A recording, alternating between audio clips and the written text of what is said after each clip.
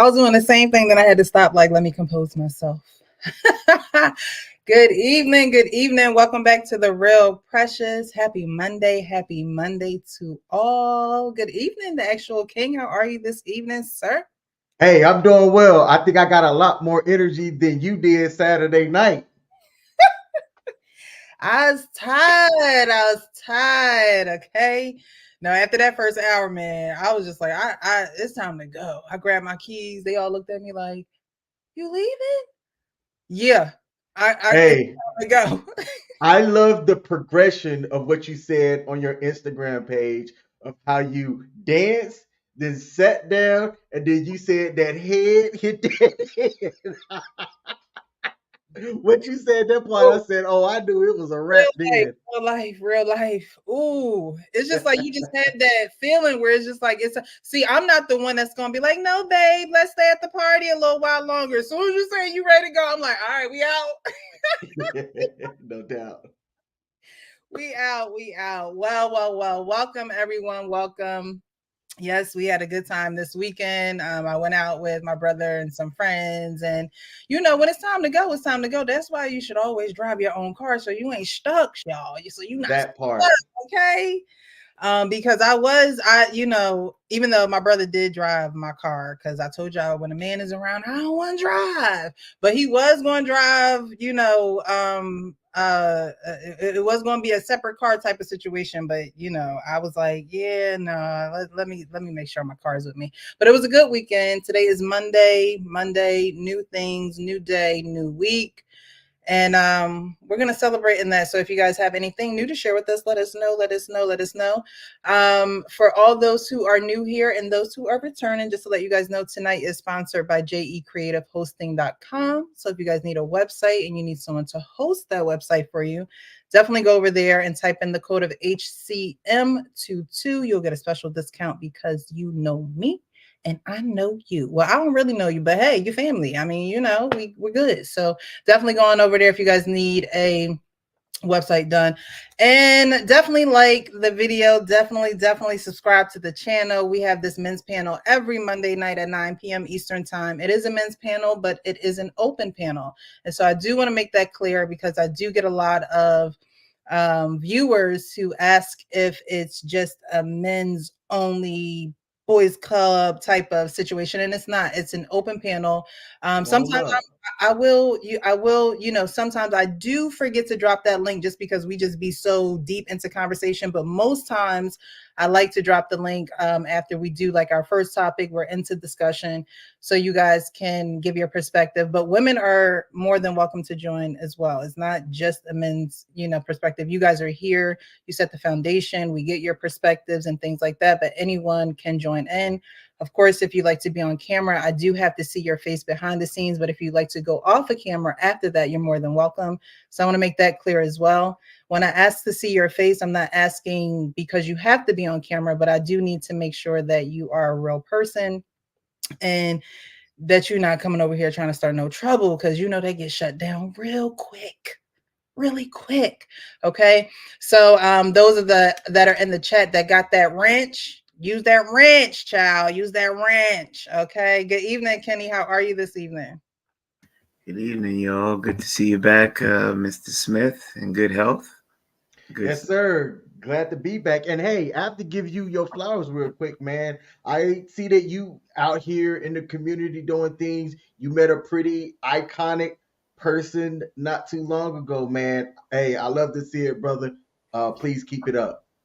Yeah, I need to post the other ones, but yeah, I'm out here. I like trying to keep my fingers in the community and meeting different people. People got stories, testimonies from where they've been to where they come, and that's something that really intrigues me Yes, because people sir. like that, good, bad, or indifferent, they always got a story to tell. And when we Yes, get sir. our age, we don't know what our story gonna look like. So, I like being in those kind of communities where I could get different takes, different pieces of knowledge. But good seeing you guys today. Thanks so much for being here. We appreciate you. We appreciate you. Just going to shout out some people in the chat. I appreciate you guys for being here. Again, hit that like button. Definitely share the stream. I believe it's going to be a good stream tonight. Focusing on some topics that I've come across. And just diving into them a little bit deeper than the surface level of what we see online. So, Jeffrey, thank you so much for being here. He says, good evening, Sister Precious, the panel, the chat, and the mods. Thank you so much for being here, Jeffrey. We appreciate you. Hello, beautiful, precious panel and chat. Hello, the beautiful Miss Dorian, about to be the missus. Ow. Quincy, I see you in the chat. Good evening, good people. Good evening to you, sir. Tarika, the best mod in town, says, welcome, everyone. Please hit that like button as you come in. Darnell, thank you so much for being here. I appreciate you. Fishing to Fit, good evening, everyone. Good evening, good evening. And we got some more of Q in the chat, just spreading the love, spreading the love. All right, guys. So thank you so much for being here. We're going to have some more people join us. You guys know that our Payne joins us. I believe Hank is also going to be here. Who am I missing? I'm missing somebody. I don't know. It's going to be an open panel. So if you'd like to join, definitely hit the link once I post it at the chat. All right. So this first post, King actually sent this to me. He said he wanted to go over it tonight. So we're going to do opener on this topic because there were a lot of comments, and I didn't read too many of the comments because I wanted to give like an authentic. I didn't want to be swayed or anything by what I would choose, but I want to bring it to the stage and see what you guys would choose as well as those in the chat. So there are going to be, I believe, 4 options here. So according to who you choose in the chat, we need your participation. 1, 2, 3, or 4. Okay. 1, 2, 3, or 4.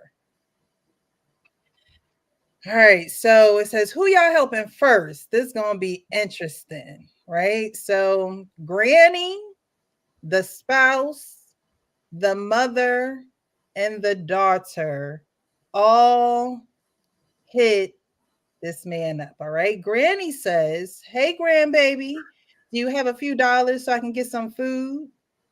His spouse says, baby, I lost my wallet at work. Could you cash at me $200 till Friday? His mother says, hey, baby, I have surgery coming up for my heart. Could you lend me $1,000? Insurance won't pay. His daughter says, I need $400 for my school prom. So who is he helping first? All right, Kenny, I've seen this before. So I already kind of have my opinions formulated after really going through this. So I love to hear what you have to say first before I go into my thoughts on it. Okay, biblically they say your wife takes precedence, but urgency, your mama might not make it if you don't give that $1,000, because you know how it is when you step in a hospital and you ain't got that money. They wheel you right out the back in a gurney, and you be outside on the street. So every other thing is not life threatening. The one story that the mother's telling is, and I think that would take priority. You could wait. I can feed you. You're not gonna starve. We're not in a third world country. The Your daughter, we'll figure that out. But of pressing concern, I believe the mother, and I would stand on that. Okay. So my thoughts on this, when I listened to what the daughter said, right? The daughter read, I need $400 for school prom. That's A, not a need, and B, she didn't necessarily ask. That wasn't in the form of a question. So I nixed that off the rip. All right. The spouse said, baby, I lost my wallet at work. Could you cash at me $200 to Friday? Okay, I hear that. I'm going to put that one on hold.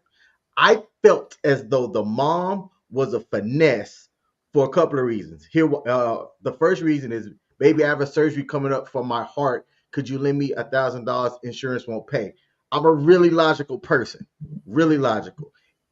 In real life, right? Insurance isn't going to schedule that treatment without having the things paid for up front already.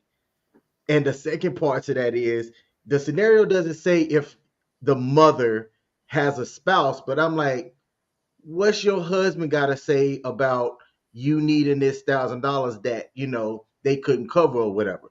So to me, I'm hearing the mom's request, and I'm like, nah, that's a finesse. Mom not about to get over on me. So in this scenario, I went with the grandmother that asked if she could have a few dollars for some food.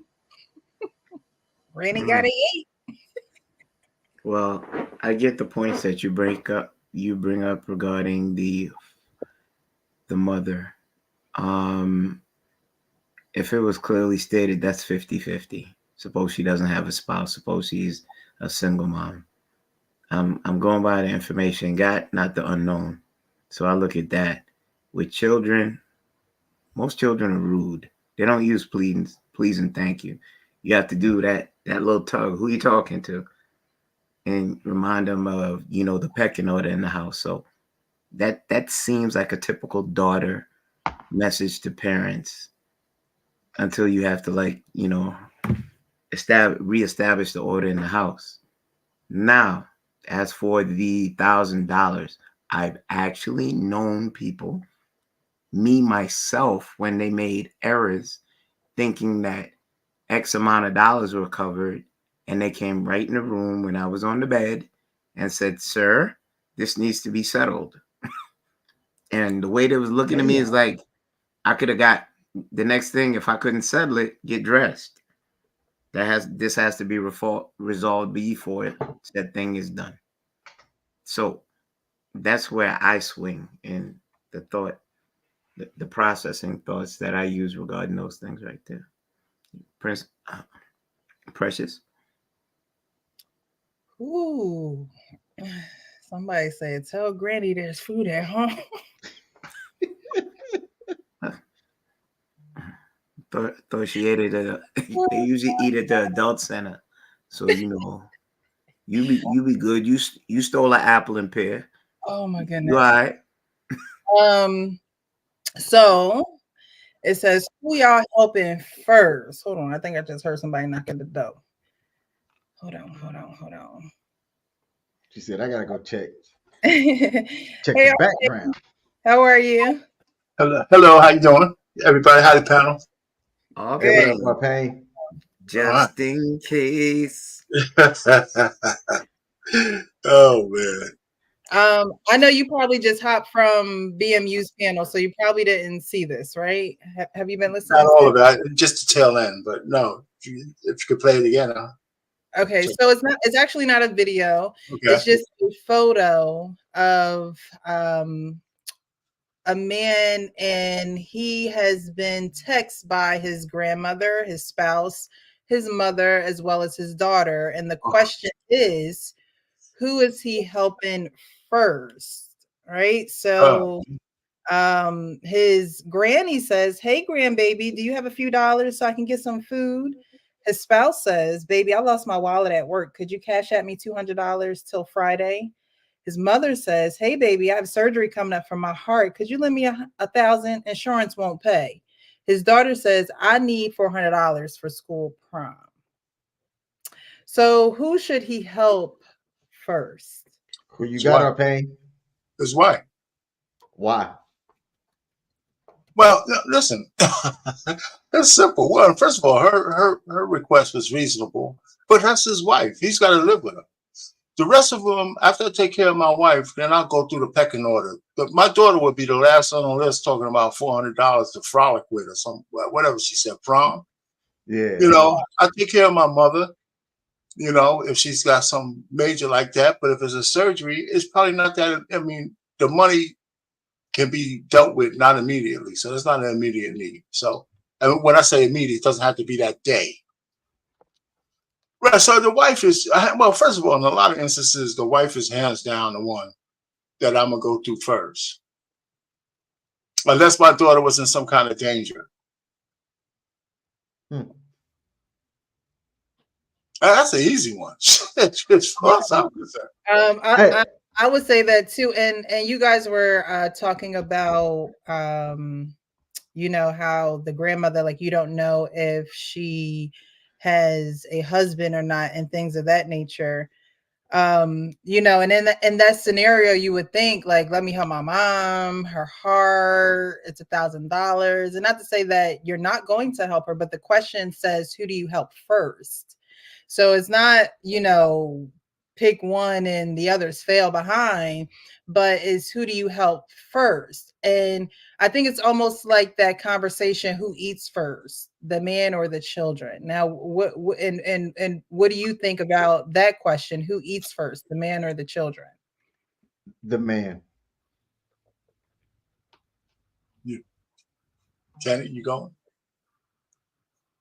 And he looks scared. You want me to go first? I'll go first. You know what? I don't really care as long as I get the big piece of chicken. Okay. All right. So it doesn't matter to you. No. But Can I know, but it doesn't. Kenny? I initially stated at opening that biblical, you you cleave to your wife, and your wife comes first after you're married to her. So I do agree with our pain, but looking at the severity of the situation, okay, he did throw a different caveat about it. What's the time frame that grandma need that money by? Because they're not. I doubt that she'd be so irresponsible to call you the day of and be like, "Yo, I need this money." That would lean more so into what Mr. Smith. My spidey senses would be tingling. Why'd you wait till now? Because I ain't calling no names, but I know somebody mother I call Grand Hustle. She always got something. It's real nice, and then she wants your credit card number. I'm like, what? No. So I kind of see that, but I'm still sticking. Yeah, I And think I have to change my answer to like wife. So yours is, oh, you say you're changing it? Because at first it was Granny, right? Because Granny got to eat. Yeah, but I looked at what our pain said. I was like, because that would give credence to Mr. Smith. You had all this time. You should be on top of something as important to that you're calling me out the blue. I need this money now. So when did you really know that you needed this money? It's a 50-50 thing right there. But biblically, if we want to do it right, and your wife comes first. There's no ifs, yeah, ands, or buts. I'm seeing it because she's asking for $200 cash app to the end of the week. Like, let's say I'm throwing an assumption in here. Let's say this is a Monday, and the request is $200 till Friday. I'm looking at that as that's still, it's not an immediate need, right? To me, the immediate need seems to be the grandmother. I don't see, like my spouse and I can work out something else to where she can carry that $200 that she might need until the end of the week. All right, Precious. I'm a flop back. I'm going back to Granny. Listen, man, let me tell you something, guys. One of the things, okay, Like I don't like. I don't. I love my grandmother. I love you, grandma. But they say you. I keep hearing this. You are born looking like your parents, but you die looking like your decisions, right? And so again, we come back around to, does Granny have a man? Because when Granny doesn't have a man, then the sons are usually next in line to take care of Granny. And Granny is now priority, and you have married, and you probably have children because daughter's asking for prom money.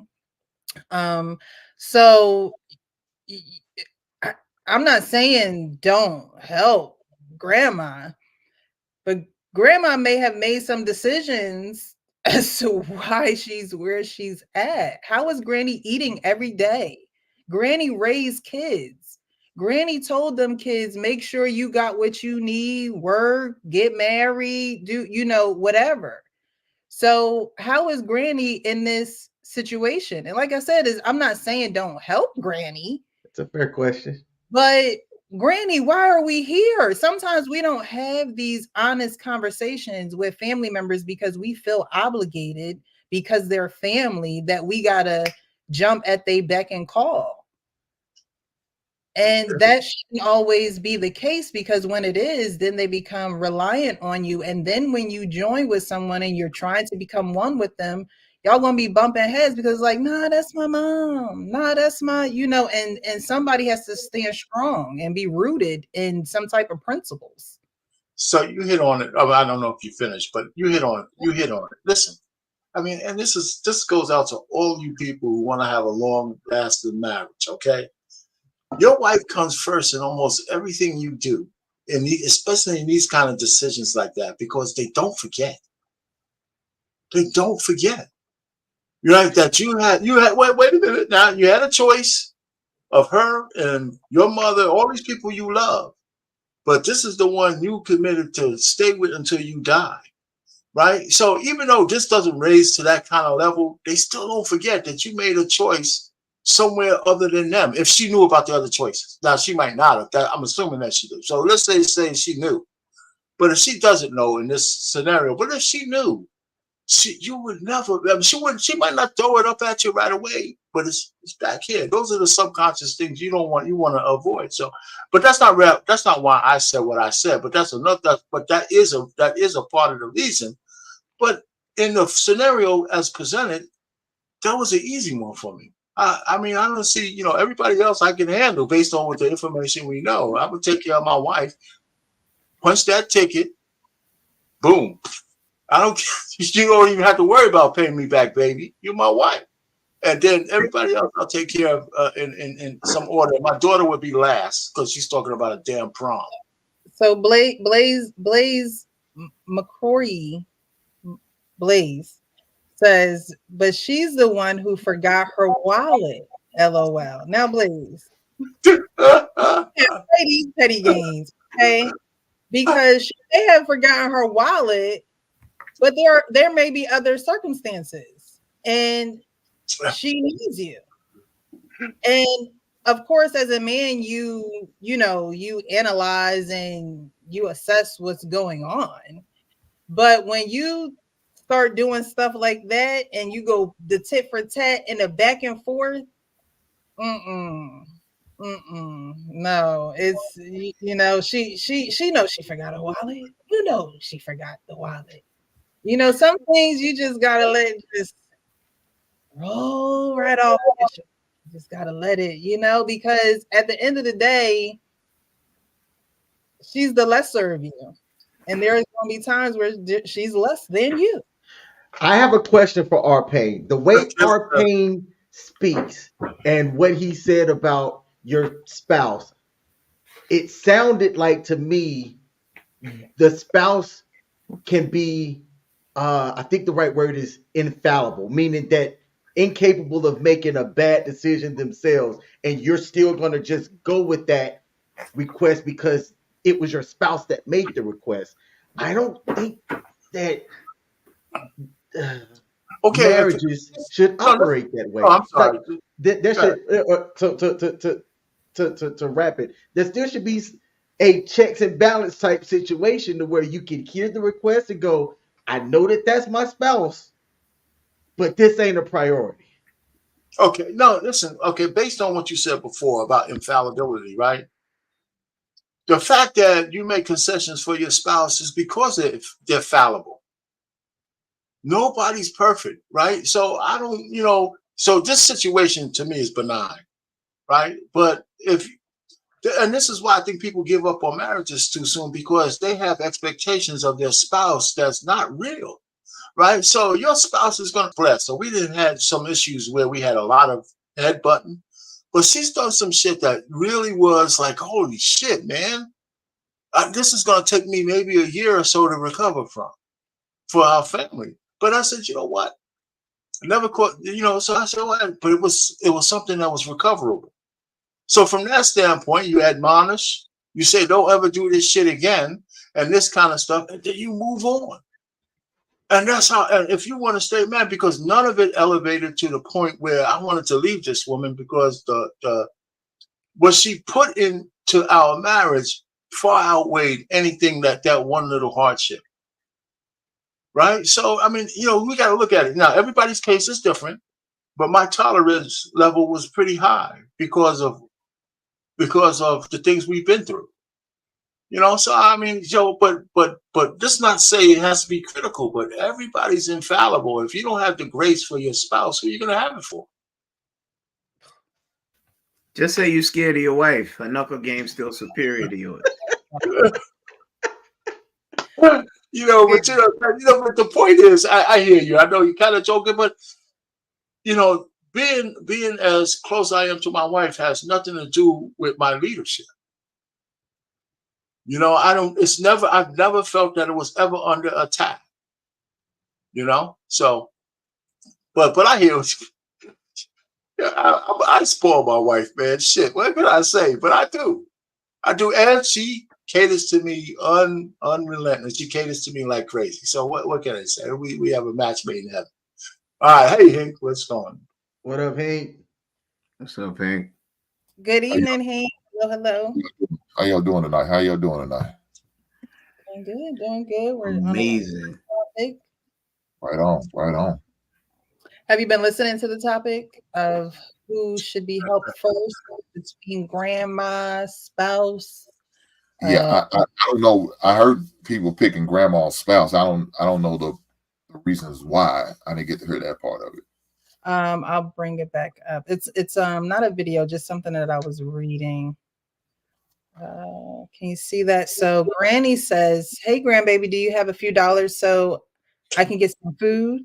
His spouse says, "Baby, I lost my wallet at work. Could you cash at me $200 till Friday?" His mother says, "Hey, baby, I have surgery coming up for my heart. Could you lend me $1,000? Insurance won't pay." And his daughter says, "I need $400 for my school prom." Who should he help first? Why is the spouse asking her husband for money? I mean, are they broke? Are they on a budget? I mean, $1,000. What she said? $1,000 for what? A procedure? So the mom needed $1,000. Let me put it back up. All right. So, excuse me. The mother needed $1,000 because insurance won't pay for her heart. It didn't say heart. It just said surgery. The mom could be trying to get a BBL. Like it don't say what the surgery is. Mom trying to finesse the budget. It says I have a surgery coming up for my heart. That's what it said. Oh, it did say for the heart. My bad. $1,000. So I assume that's the I don't know. That's the deductible or her copay or whatever. I don't know. But I don't know why the spouse is. Baby, I lost my wallet. Could you cash at me $200 till Friday? That's what I was like. Nah, here's the other debit card to our account. Well, I mean, I guess if like you said, she lost the wallet, so she don't have access. Well, maybe, but she just need to go to the bank. Well, but maybe she don't like she lost the wallet, so ID and everything's in there. So yeah, okay, I could see that then why she's asking to put some money on the cash app, whatever the case may be, because she don't have access to cards or access to ID, and they gonna probably give her hell trying to go into the bank and say, "Hey, I need to withdraw, but I ain't got no ID." So okay, I can kind of understand that part. So yeah, my wife's gonna be first priority. Nothing against grandma, but with grandma, we'll have to have a conversation as a family because I'm all about one pot. So when we make that type of investment, we got to talk about it. I don't care if family doesn't make any difference. That's a debt. Yeah. Because I don't expect her to give that $1,000 back. Because if I have to give, she's not gonna give it back. So I got to chalk it up as a loss. Now maybe I can use it as a tax write-off, as a charitable donation to old folks fund. I don't know, but it is what it is. But we're gonna have to have a conversation about that because it's not gonna be a habit. Come on, grandma, what we doing? We need to get a budget together. I know you're getting that Social Security check and you're on a fixed income, but we're gonna need to get that fixed so this won't keep happening.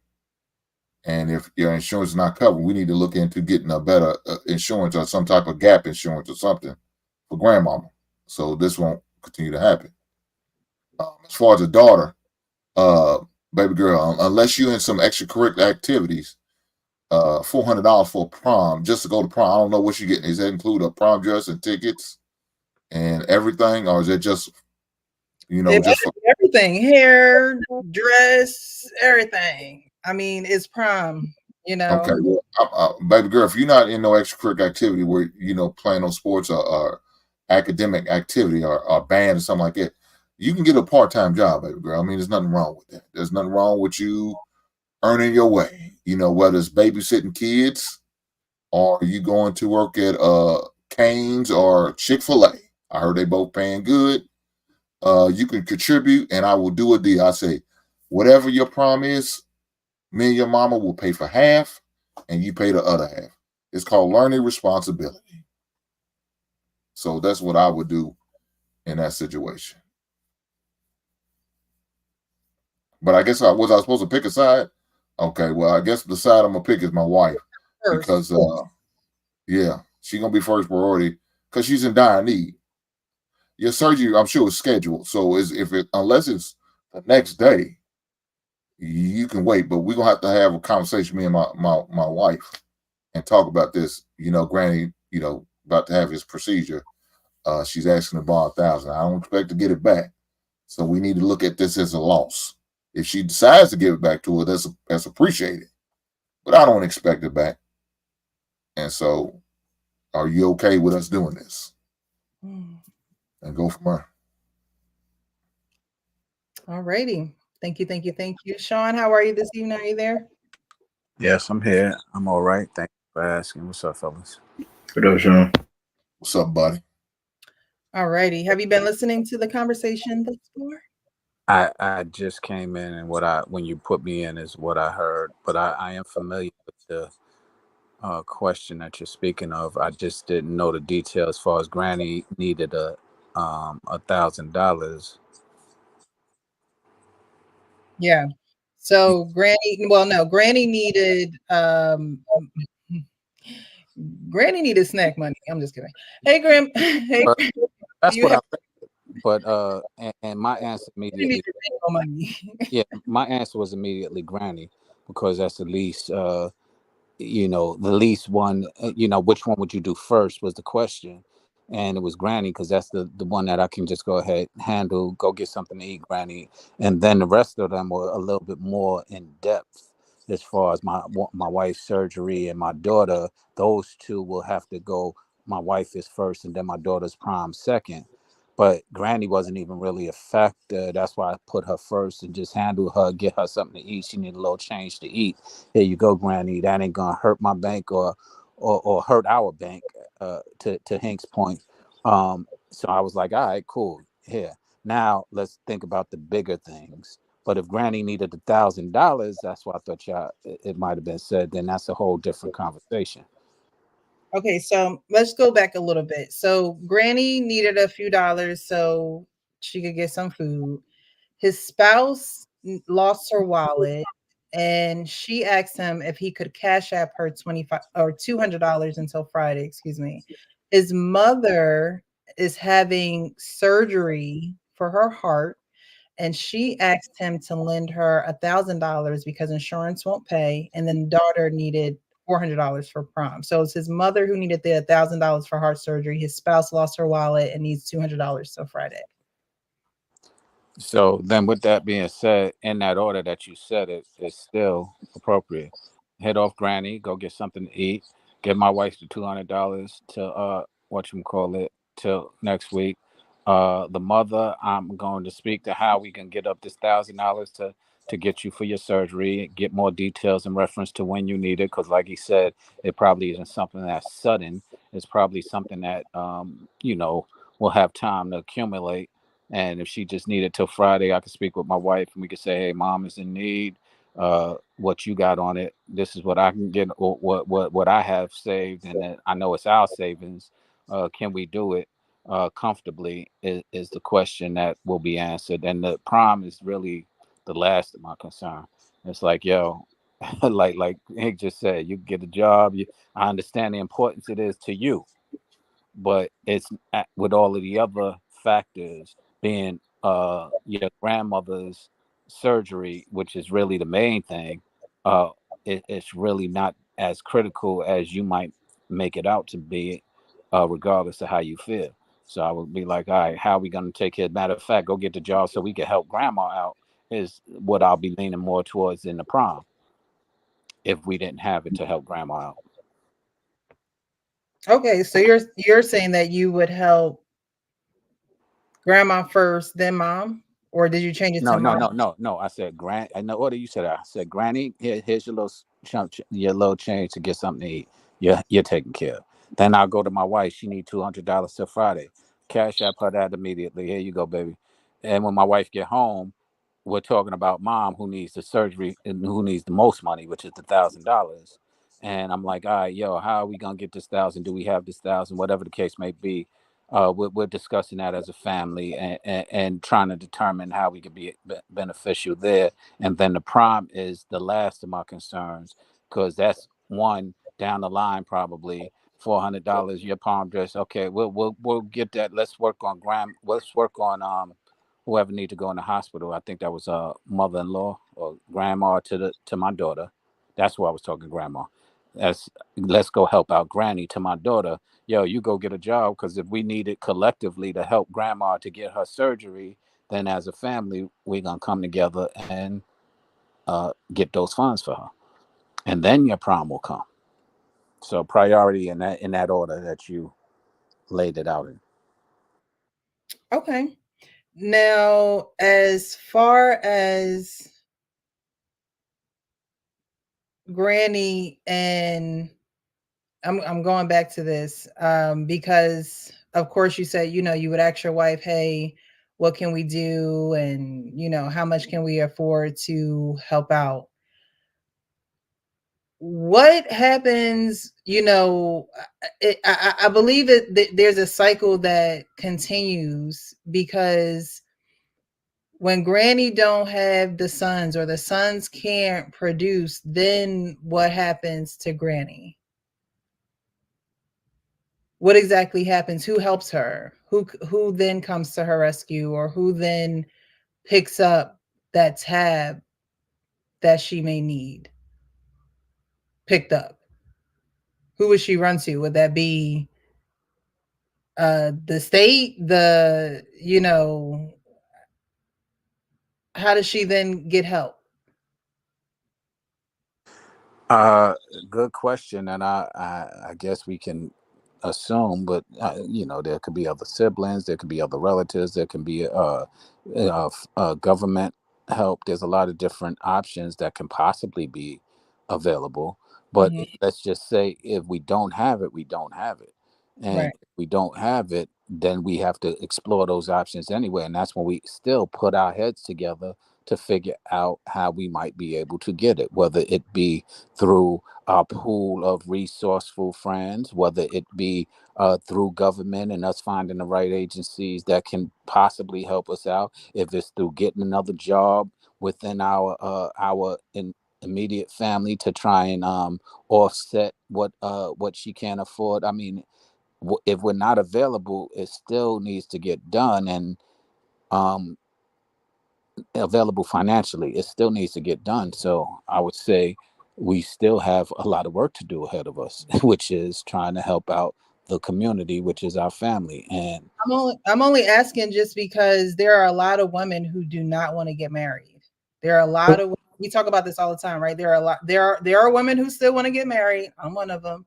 But there are women who don't want to get married. So it's like, when you get old, who is going to take care of you? Seekingarrangements.com. Oh, that has to be something that women consider. You know what I mean? Because certain phases only last but so long. And then you do come to a point where, you will have to lean on other people. And you may have to lean on them more than they would like you to lean on them. And I'm not saying don't help family, because, family is family, but sometimes family be family. Okay. Sometimes that is the case. And so we are going to get into a case of a guy who helped family that wasn't there for him. And so I think that takes a huge amount of forgiveness, growth, and things of that nature, because sometimes our family is not there for us like we would like them to be, but being the bigger person uh is more than what they could have done. And so that's a depiction of that. But I appreciate everybody who's here. I want to highlight some of these comments because y'all had some really good things to say. So we're going to get there. So we have Lester Weeks. I always enjoy your show. Thank you so much for stopping by. I appreciate you for being here. You guys definitely shout out where you're watching from. I like to know where you guys are watching from. I'm a little nosy. Blaze says, in these specific scenario, the mother would be addressed first because it's far more urgent than the others. Vending machines won't hurt none, and prom isn't until May or June. Okay. Harrison Davis says each person needs a repayment plan before anything is sent. Now look, how are we gonna get this back? Okay. Man sound like he getting paid by all women in his life. Maybe he meant played. He also says you could say to the wife, when was the last time you seen it? So I think he was saying that in regards to Blaze saying, well, you lost your wallet, right? So he's turning it around and saying, when was the last time you seen it? Pretty much helping her in a way that doesn't accuse her of being so careless or whatever the harsh words we can use when we're in arguments or when we're saying things and we're shooting from the hip. It's okay. When was the last time you seen it? I'll help you out. I got you till Friday, but we need to work on, these habits you may have or things like that. Again, like Arpain said, like this is the person you're going to be with for the rest of your life. And so the way that you communicate with them and the way that you solve issues, conflict resolution, and things like that is important. So that is another way to flip it. When was the last time you seen it? Let's work on this thing together because I know you're already stressed for losing it. Percy, that's definitely a good point. Because and the one thing you definitely want to address the wife thing first, because she, like you said, she lost her wallet. That could affect you way more than that $1,000 you're gonna cash up to your mama. They could run your credit cards. You know what I'm saying? I don't know the cards you got or whatever the case may be, but that could do a lot more financial damage than that $1,000 I'm a loan mom or mother-in-law or whatever the case may be. So yeah, it's another reason why the wife should be priority. We need to answer the question, like what happened to this wallet? Yeah. What did you report your car stolen or lost or whatever the case may be? Did you address that first before this Cash App shit? Right. So right. And that's you're going to ask questions with everybody else, but these are things that's help developing y'all bond and what's going on with y'all. You know what I mean? Not to say that the surgery's not important, prom's not important, like those things are important, but they, I was raised in a house where my parents didn't let me and my brother get in the way of their marriage. That was not happening. It was not like, no, it's me and your mom. It just wasn't happening. And we knew that. Like there was no try to pin mom against dad or get in between. Like, no, we knew they was a united front. Okay. There was a united front. So those are developing tools where it's like, okay, we're gonna like Hank said, there are gonna be a host of questions that I'm gonna have to ask you because there's a lot of important information in there. And before I can get to anybody else or think about anybody else's safety or anybody else's protection, whatever, I need to make sure our household is okay. And part of that household is in your wallet. So I think that was definitely important. Hey, thank you. If mom needs money, Dorian says, if mom needs money with heart surgery, first thing hubby should say is, let me talk to my wife first. Which is true. Y'all are each other's first line of defense at all times. So, I mean, you can't argue with that. Let's see here. I think I saw some people shouting out where they are from. Chicago in the house, Philly in the house, Memphis. is almost in the house, but Olive Branch is here.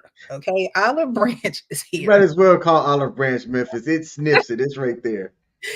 All right, Memphis is in the house. Thank you guys for pulling up. Definitely hit that share button, hit that like button, and subscribe to the channel so you guys know when we go live. Lady Di and I go live on Wednesday evenings at 7-ish. So just show up around 7 and we'll get the party started. But I appreciate you guys for being here. The next video I wanted to come up on is a very simplistic video to the T. But I wanted to bring it up quick because it is a real life situation. A lot of times, mostly all the time, I bring these situations up is because it's real life. And sometimes some things just make me go, Are you single? Yeah, of course. Okay. I mean, hey, you gotta ask these days. You just never know. So, do you like your steak well done or medium well? Medium well. Little dab. Mm-mm. Mm. I gotta have mine well done. It might be too tough or something. Yeah. My friend. Your friend? Your friend? Mm-hmm. Yeah, talk about it. Hey, how you doing? I'm good. How are you? Good, good. You Nice to meet pretty. you. Right, ain't she? Who's the friend? Ain't she pretty? I'm looking Her at teeth makeup pretty and too. No, pajamas. you gotta see her for real. She bad. Who's the friend? I just met her. And y'all on FaceTime with your kids at home? Yeah, what? Oh Lord Jesus. Talking about what? You don't want me on the phone with no nigga, so what you I'ma talking? let you go. Exactly. Thank you. Appreciate it. Cause who you on the phone with? You want me on the phone sitting up on no video with no nigga. Tell the truth. Man, Tell come the on, truth, man. though. Really? You want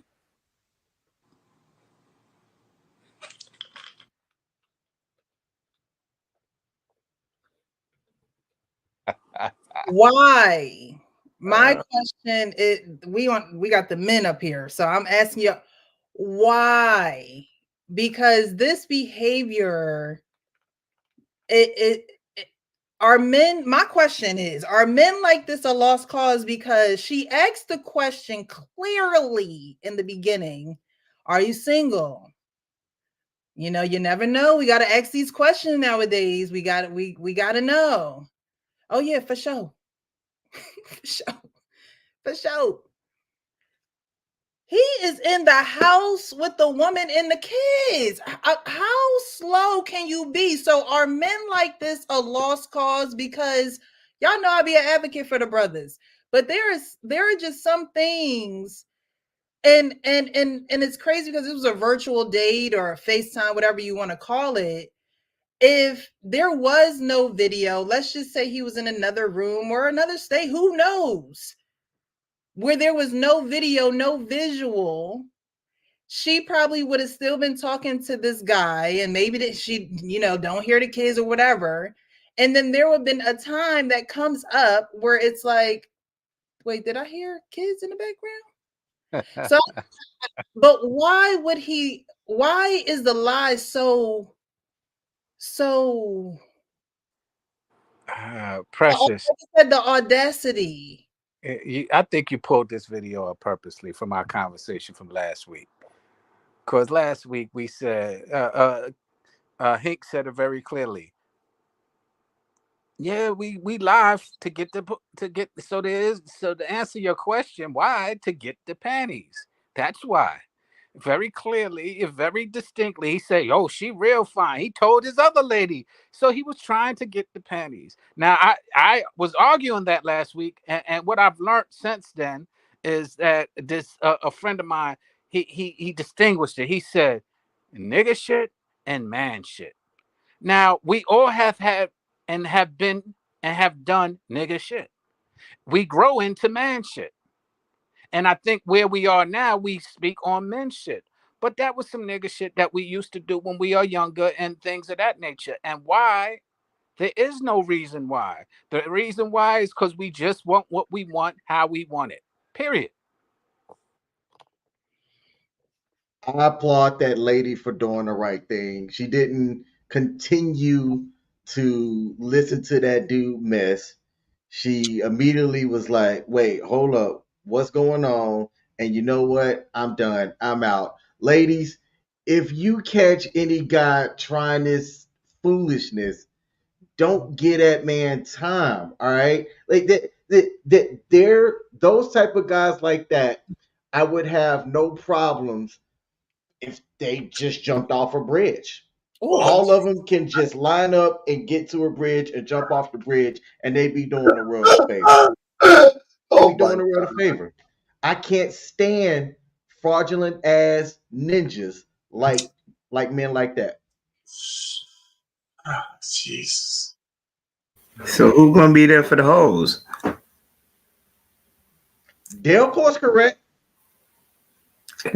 Precious, it's all right. They'll course correct. What was uh, what was egregious is a norm.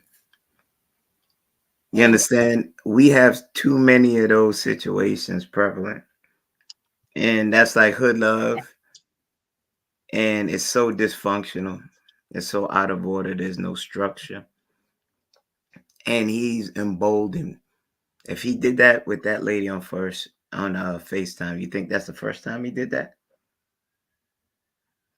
Your percentages say no. He lacks respect for his children. He lacks respect for his child's mother. He lacks respect for himself. And he wishes to promote. There was something I said before that was challenged regarding Ray Ray and Pookie's many episodes ago. They wish to give you the cancer that they have, and they have no problem, like a bull in the china shop, moving on relationship to relationship, doing the same thing. What sane man brings 2 hefty bags of trash to a woman that's looking for a relationship? Before you do that, I'm not going to go as far as tell someone to jump off a bridge, but like when you're a sex offender, you should be registered in every state when you're a Pookie or a Ray Ray of that sort. As soon as you hit that state line, whoop, whoop, whoop, yeah, you. So is it my turn? Listen, man, I can't believe you guys, man. This guy is no worse than the average chick that goes on Kendra G's show. He's no worse than the average chick that goes on Kendra G's show. So true. They can jump too. Wait, hold on for a second. They can This jump too. guy, say what you gonna say? Listen, I was all just I'm saying saying they is, can jump too. well, okay, well, what I'm trying to say is this dude in no way, I mean, listen, Precious had to go down to the archives of hell to find this dude, okay? The average black man doesn't do stuff like this, and he's just showing you how he disrespects the woman he's with and the baby that he has, and to even actually get online with somebody else. I mean, that's Kendra G in reverse all the time. I mean, how many times she got girls on there with 17 kids and the guy's still in the house looking for a date? All I'm just trying to say is, listen, this guy might be ratchet, he might be lowbrow and all that kind of stuff, which he is. But let's not put some blanket indictment on the brothers because of one jerk that we found a video of. Even though we know that there's a certain percentage of men just like that, but we don't. Listen, I'm gonna give one for the guys. I'm giving one for the guys. This guy is no way indicative of how men are. And men who cheat, they cheat, but they're a little bit more stealthy than that. So who put the This blanket guy's an indictment? aberration. Here I come to save the day. That Yes, means that Who yes. put the blanket indictment, Mr. I'm B? standing up for the brothers. Not that guy, but let's No, not Captain look, these Saver, guys bro. that's why Captain the Saver, bro. are men like this a lost cause because well, yeah, he's a lost cause. He is right, a right. lost. I'm literally talking about that group of men because some men never grow out of that. Some men don't No, they have don't. I agree. mentors. Some men don't have men who teach them and build them into better men. And males are born, but men are made. I agree with that. So and like I said, is he a lost cause? Because when is he ever going to make up in his mind that he needs to do better for the community, which includes his children. We're not talking about, other people kids. We talk about his kids. No, So, then that cycle repeats. If he has a son, now is his son going to turn the other cheek and be like one of these videos that I'm going to show, or is he going to continue to do what his father does? And the daughters, are they going to see a constant, stable man in the house? What that looks like, you know what I mean? So I do. I do. what's to come, and this day and age with social media being what it is. I mean, if you feel that comfortable lying to a woman and you have another woman in the house, that I'm not saying that majority of men do it, but I'm saying in this new age of young men, they will lie to you right over a computer screen because they're not experiencing that real life interaction with women, or maybe they just don't know how to interact with women, or maybe they just don't have any examples. But there are young men who play those games and they never grow out of it. I agree with you. And what I'm saying is that all the stuff you say is correct. But when we're on these panels, I have to say that this guy is an absolute aberration. And he's not about lying, but this blatancy, this guy, there's no way path forward for this guy because he's stupid. Mm-hmm. And I have issues with depicting black men as this guy, because people will extrapolate that this is what you can expect from black men who are cheating. And I don't agree with that. I think that this guy was an extreme case, just like the people on Kendra G's show come up and say, I got 6 baby daddies and I want you to be the 7th. And I want you to make 6 figures. So all I'm just trying to say is just, I'm not going to jump in the pool and try to save this guy, but I don't identify with him at all. That's part of the black. Our pain you just did.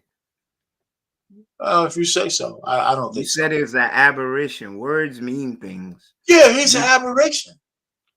Really? Yes, he's not the norm. So even with men who lie to women, in some shape, form, or fashion, don't lie like that. So did we say macro or micro? Because you use certain words that. What I'm saying is, well, we left that for the wide open. I mean, Precious set the table for how she won. What I'm saying is, when you throw a man up there like this, I can see a bunch of sisters saying, "Yeah, that's how they act." In the back, in the chat, yeah. But we all don't act like that.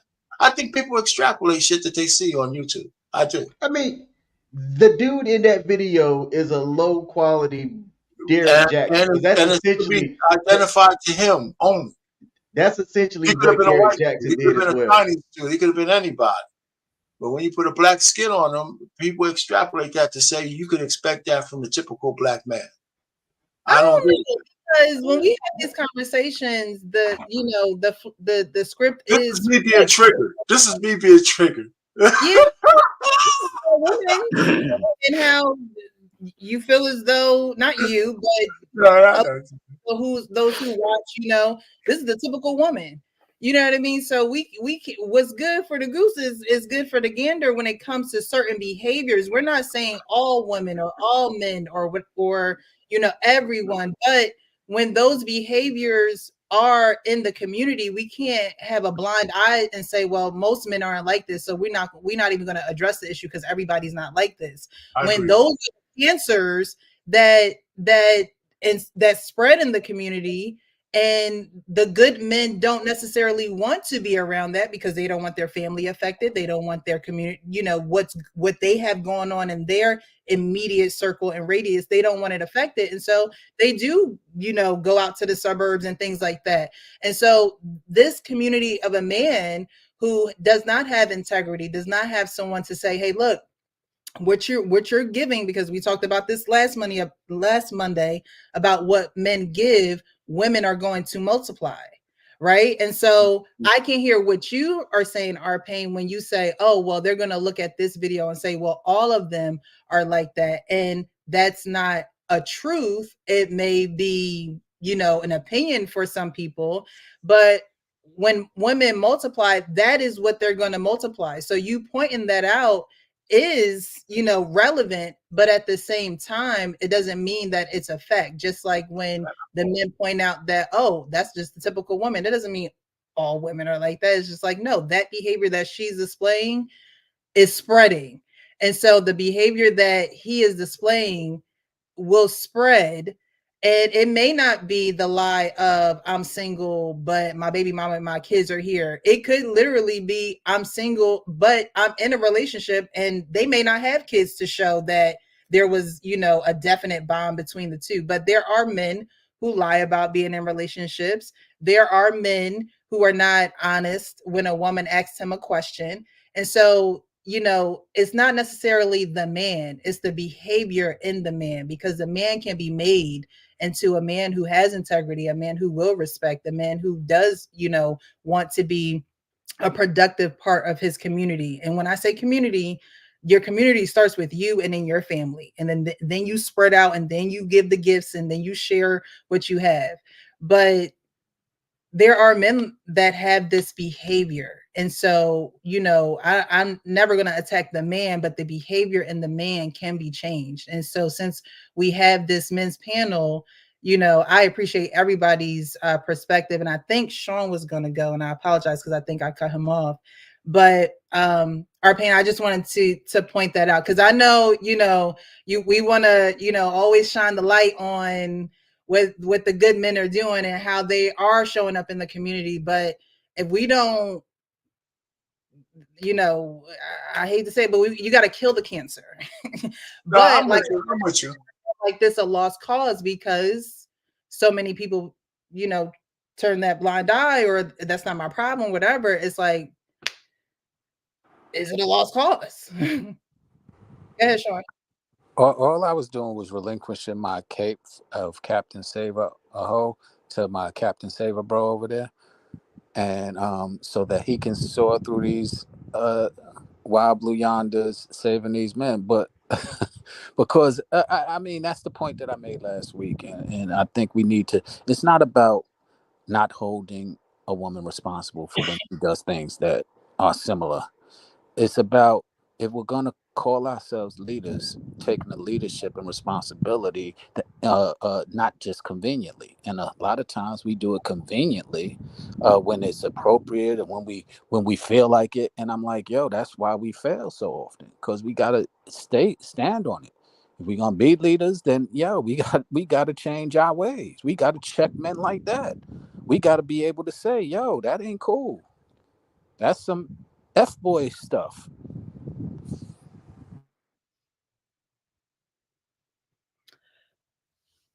Hey, Kenny, King, the Kingo.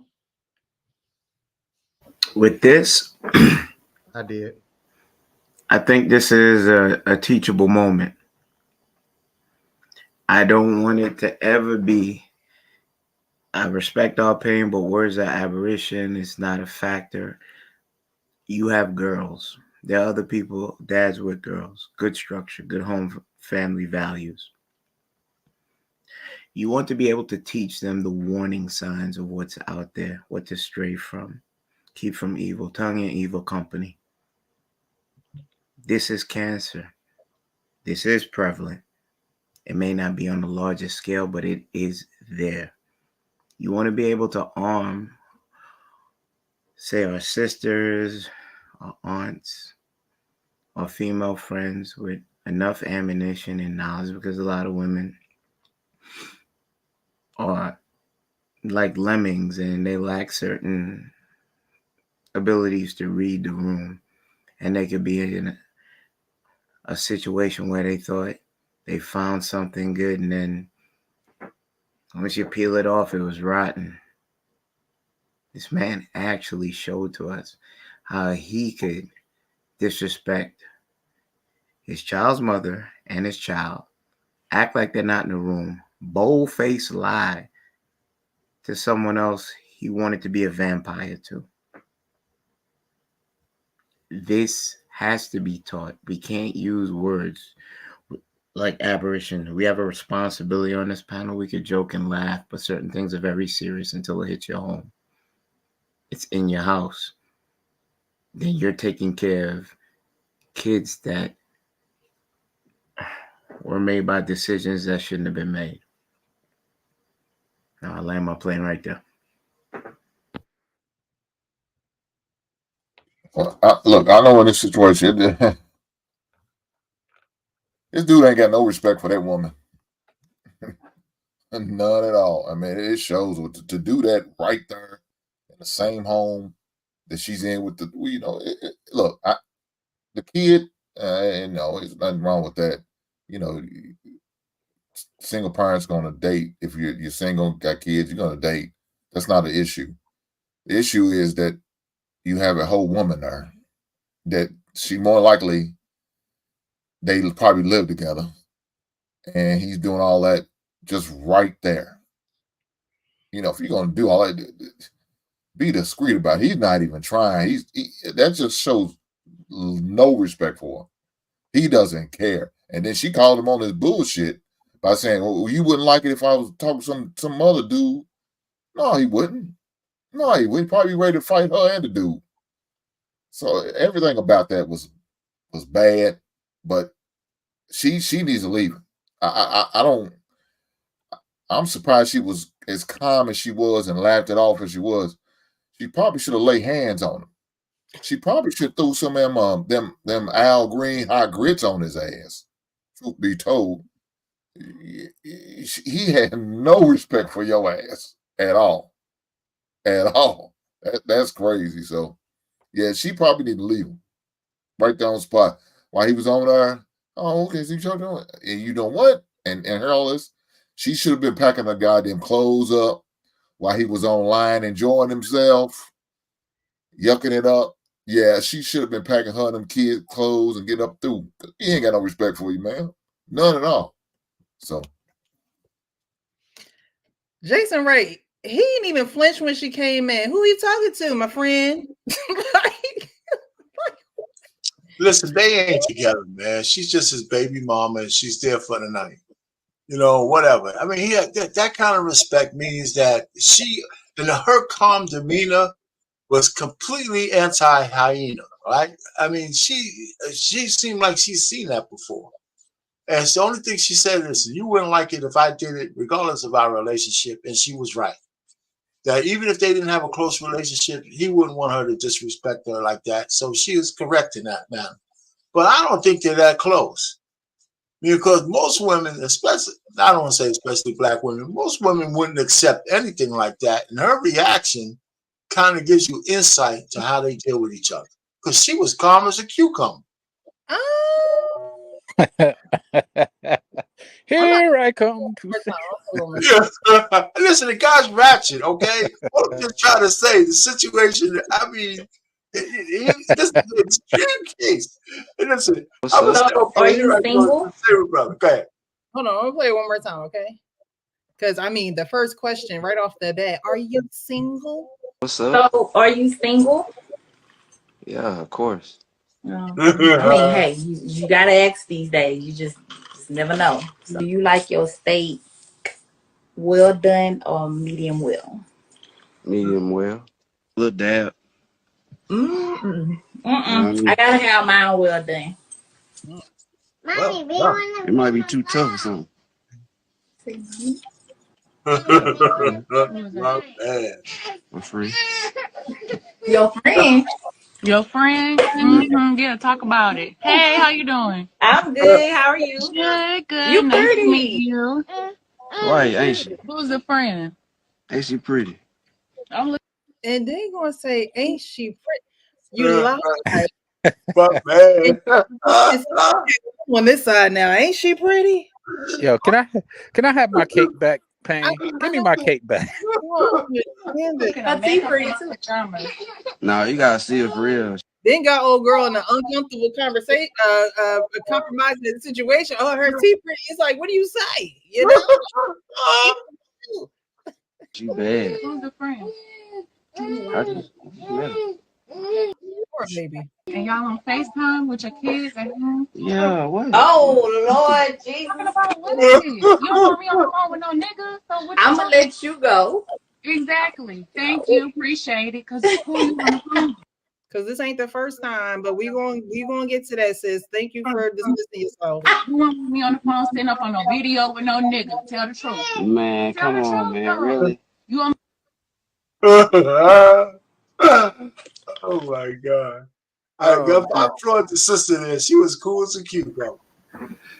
I just She was received. I No, just got new information about that.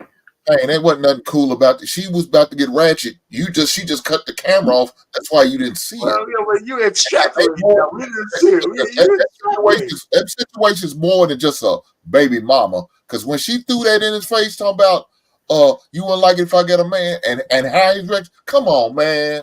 Don't say that. Don't do that. Yeah, that's more than just a baby mama. She's just baby mama. There's some feelings in there, else he wouldn't have gave a shit if it was just baby mama. On her side. All it was. It was feelings on her side. Like I said, you go back more than Feelings one on his. Oh, Pain. Did you hear what she said? You wouldn't like it No. if I was talking to another man. A man who ain't got feelings for wouldn't give a shit who she talking to. In a territory, you can have 1,000 women. I knew a guy had 1,000 girls. He always got mad if one of those girls had somebody else. Oh man. And he wasn't no player. Men don't like that. Men don't want nobody else. They can have a harem of women, and they still get mad at one of them jumping. Oh, yes, it is. Boys are like that. What he got feelings for? Look here, dog. I had this conversation with my lady this weekend. Okay. He said, "Can you do something without no feelings?" Yeah. I look, back in the day, I moved with no feelings.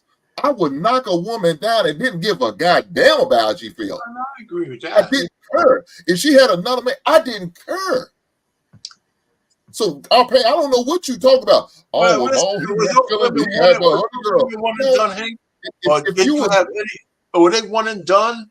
Or did you have any kind of, even if you're passing through a lot of honeys, right?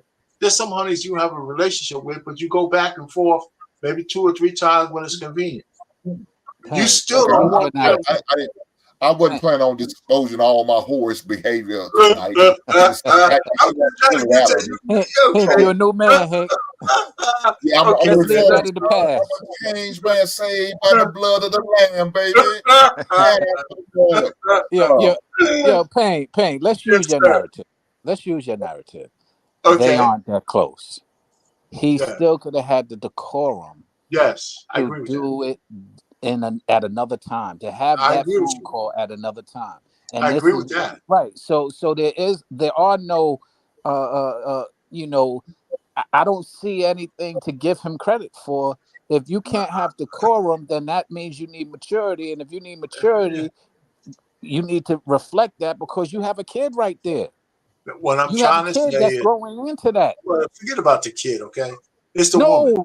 The kid don't know what the hell you're doing. It's the woman. It's the woman that you're talking about. You want him to protect the feelings of the chick, which is okay. Because the kid don't know what the hell's going on. But the kid don't know now. The kid don't know what's going on now. You think the kid's going to respond this conversation? Wait, Sean, I agree with you. It's videotaped.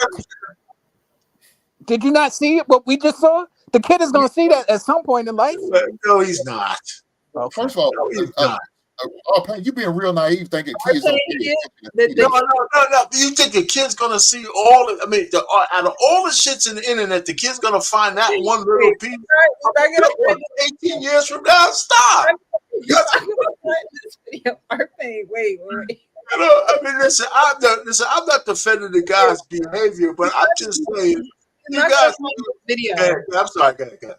But what can happen is some things aren't taught, they're caught, right? So some things are in your bloodstream that he will see it when he looks in the mirror, and he's greedy and he feels a sense of entitlement, and he feels like he has to have things, and so he's going to be deceitful. And when those traits are not checked, he will see this video because that son or that daughter will be looking at themselves in the mirror because no one checked this type of behavior. And the mother is probably trying to keep her family together. She probably don't want to be a single mom. And so she's in the house with this man and trying to make it work. Probably know he may have stepped out before, because like she said, you wouldn't want me to be on the phone with X, Y, and Z. Now, did they do it the right way? No. And that's why it's chaos. Whenever you do something outside of the divine order that it should be done,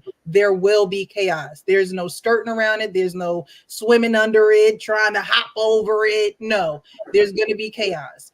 And so the chaos will continue if it's not checked, or if somebody doesn't make a decision to say, hey, look, this behavior It's is unacceptable. the same thing. Because no, I agree with what you're saying, right? And I try to give deference to the woman in that the video of the woman by saying that even from the beginning, I think she was calmer than the usual woman, right? That means she's seen this behavior from this guy in some way, shape, form, or fashion before. I'm just saying that I don't think this is like this match made in heaven that you guys are trying to pick. Most women in a situation with a man like that will be out of the house on their own, on trying to, Section 8 or whatever, sooner than later. This match that they have now is not no kind of relationship that I think is lasting. So she'll be on her own at one point or the other soon. That's what I see. Right? Does that make him right? Does that make him right? Absolutely not. All right. But and I'm going to leave it here because I don't want to act like I'm defending a ratchet guy like that from the standpoint that this is the guy of acceptable behavior. I just can't stand when I see a whole panel of men coming down on a brother who I just feel compelled to say something. That's all. Pain. I remember a couple weeks ago, your ass did this bullshit was cape because you had daughters. Now you all of a sudden you don't like to see a bunch of men. You need to stop it. Listen, my daughters, I navigated my daughters to adulthood, so they didn't fall trap to guys like that. Now that they're grown women, I can't stop what they're doing. Let me just say real quick, I'm gonna land it here, right? I'm gonna land it right here. You supposed to land it an hour ago. Come on, Pat. Okay. What I'm saying is, a couple of weeks ago when we had dinner, my daughters told me they were privileged. And I said, what you talking about privilege, right? Because I feel like I'm a regular guy. So we had Sunday dinner this week. And they both said, we had certain trauma growing up. I said, wait a minute. Both of y'all were privileged just a couple of weeks ago. Now y'all got trauma. What the hell? How does that shit go together? And both of them looked at me and said, they just smiled. They couldn't answer. So, all I'm just trying to, I only say that to say that this woman that's with this guy understands that this dude is ratchet and she had a baby with him, typically like all women do. And that guy, this is not the first time he exposed that he shouldn't be a man that you should have a baby. That's not the first time. And in fact, this whole scenario is extreme because I could see him lying to a woman like that. And that doesn't make it right. But he's not, to me, I think he's just ratchet. Let's put it that way. But I think we're trying to make blanket statements that men lie to get the box. These days, you don't necessarily have to lie to get the box. It's free and it's out there. Are you mad? Are you insane? Yeah, men will tell you a white lie, short lie, left lie. The greatest wars in this world were fought over. Let me tell you, women expect that shit, bro. Kenneth, I had a woman back in the day when I used to be. I wasn't even that. She was landing, man. God damn. I had a woman told me, "Listen, I like you to tell me the truth, but don't be so truthful." Pain, don't be so truthful. I ain't landing shit. Okay, I got you, Pain. I see what's going on here. Listen, I'm on this panel. I'm on this panel. And I'm giving a spoonful of bitters to certain women, I should be able to give it to men as well. Okay. In my opinion, I believe he's not done this before, but he's done it multiple times. Yes. In my opinion, she heard him on that live and brought the kid in there to make an example. And he could care less about what she thought. Because I've actually seen certain things like that. And I think she wanted it to be known. Even when she came on the camera, you saw his face emotionless. He didn't even have the respect for her to cut off the phone. Like if somebody really still got some kind of feeling, he'll start fumbling the phone and cut it off. Because they've been through this before, and she had a smile like a Cheshire cat on there. Just say, "I'm a cock block this guy," because I'm a pretty screaming kid in there. I'm gonna make sure I cock block you, and that's what she did, and she felt good about it. And it's your man, how you talk your man? What the hell? Well, from that other woman, right? God damn, man. You ain't getting laid by this new woman. Okay, I'm here. You need to stop. You digging yourself way too deep than you realize. You're mad at the tries to go, but you want to keep flying like you forever got fuel. Look here, let me talk. Oh man, god damn. Okay, yes, sir. I'm sorry. Shit, God bless him. Look here, man. Again, he had no respect for that woman at all. To the point, you heard what she said, kids. She didn't say child. She said kids. That means there's more than one. They got more than one kid. They got children. So you got these children. You dealing with the baby. More than likely, he's probably staying in her Section 8 house. Probably. He ain't got no place of his own. He's an old dusty dude. And guess what? The woman on this virtual call, she liked them bad boys. So she young minded for dealing with his old weak ass, more than likely. And then come to find out, she chilling. Of course, you didn't see her get ratchet because it was getting to that point. She didn't want to do it on the camera because she knows this can go somewhere other than she wants. She didn't want nobody to see her get ratchet and act a fool on that goddamn with that man. She want to do it in private. She not one of those, I want to show off and show myself on video getting ratchet. No. And guess what? Them kids can see it later. You know why? Because that woman going to bring that shit up. You remember when I caught you with that bitch on camera? Huh? You remember that? She going to bring it up. If they got a son that looks like him, oh, he going to hear it. Your cheating ass daddy. Go on over with your cheating ass daddy. I'm sick of his ass. Yes. She probably got that ratchet spirit in her. She just didn't unleash it on camera. That's all, Pain. But you want to defend this crazy ass thing. Oh, well, you know, it's why he ain't got... Look here, man. He got feelings for that woman because when she throw it in his face, about I go see another. If I was on the money, man, he looked at her and felt some type of way. He was in his goddamn feelings. So yeah, he felt something for her, but he just ain't got no respect for her. But he probably had some type of feelings for her ass. I don't know if that's feeling. I think that's.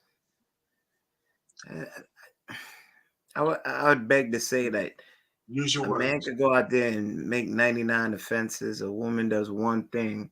Remember that scene from Best Man when he was in the wedding chapel after he was reconvinced to marry Maya and all that good stuff, and he couldn't get the thought of that long stroke that she was catching as he said, "I do."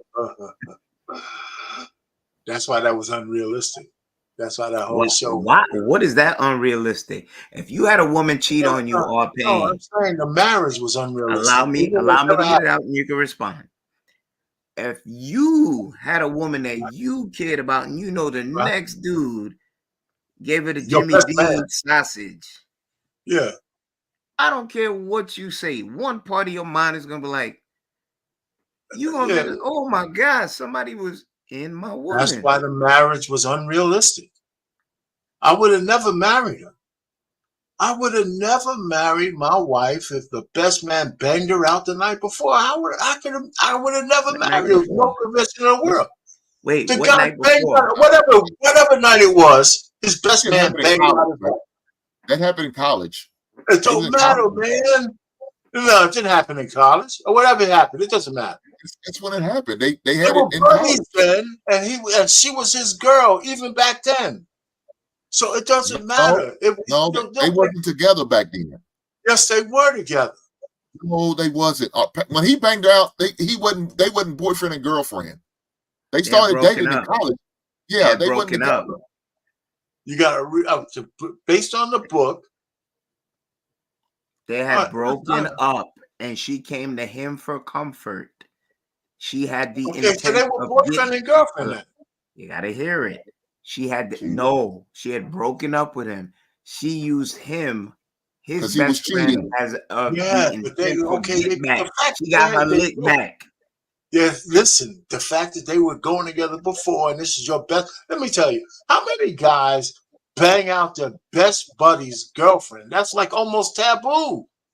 It's taboo, right? That's any girl in the world. You ain't gonna fool around with your best buddy's girl, even after they break up. But it has happened. Of course, it has happened.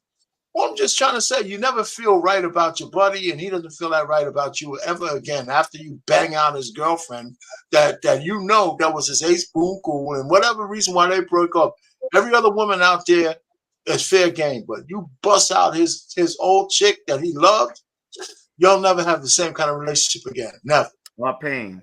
I had given an example when I first started coming on the Lapeef panel Yes, about sir. my first love. Her name was Margaret. None the wiser, head over heels, butterfly. She walked in the room, roses fell from the skies. That young, tender love joint. One day, like any other day, she came in crying to me. I said, "What are you crying about?" Distressed. She said, "There's something I have to tell you. I don't care what you do to me, slap me, beat me, do whatever, but I have to tell this to you because you've been so good to me." She said, "I went back and I slept with my ex. I don't know why I did it, but I did it. I was 26. Heart broke. I stopped talking to her. It took me a year to go see her. She was pregnant. If I could have forgiven her,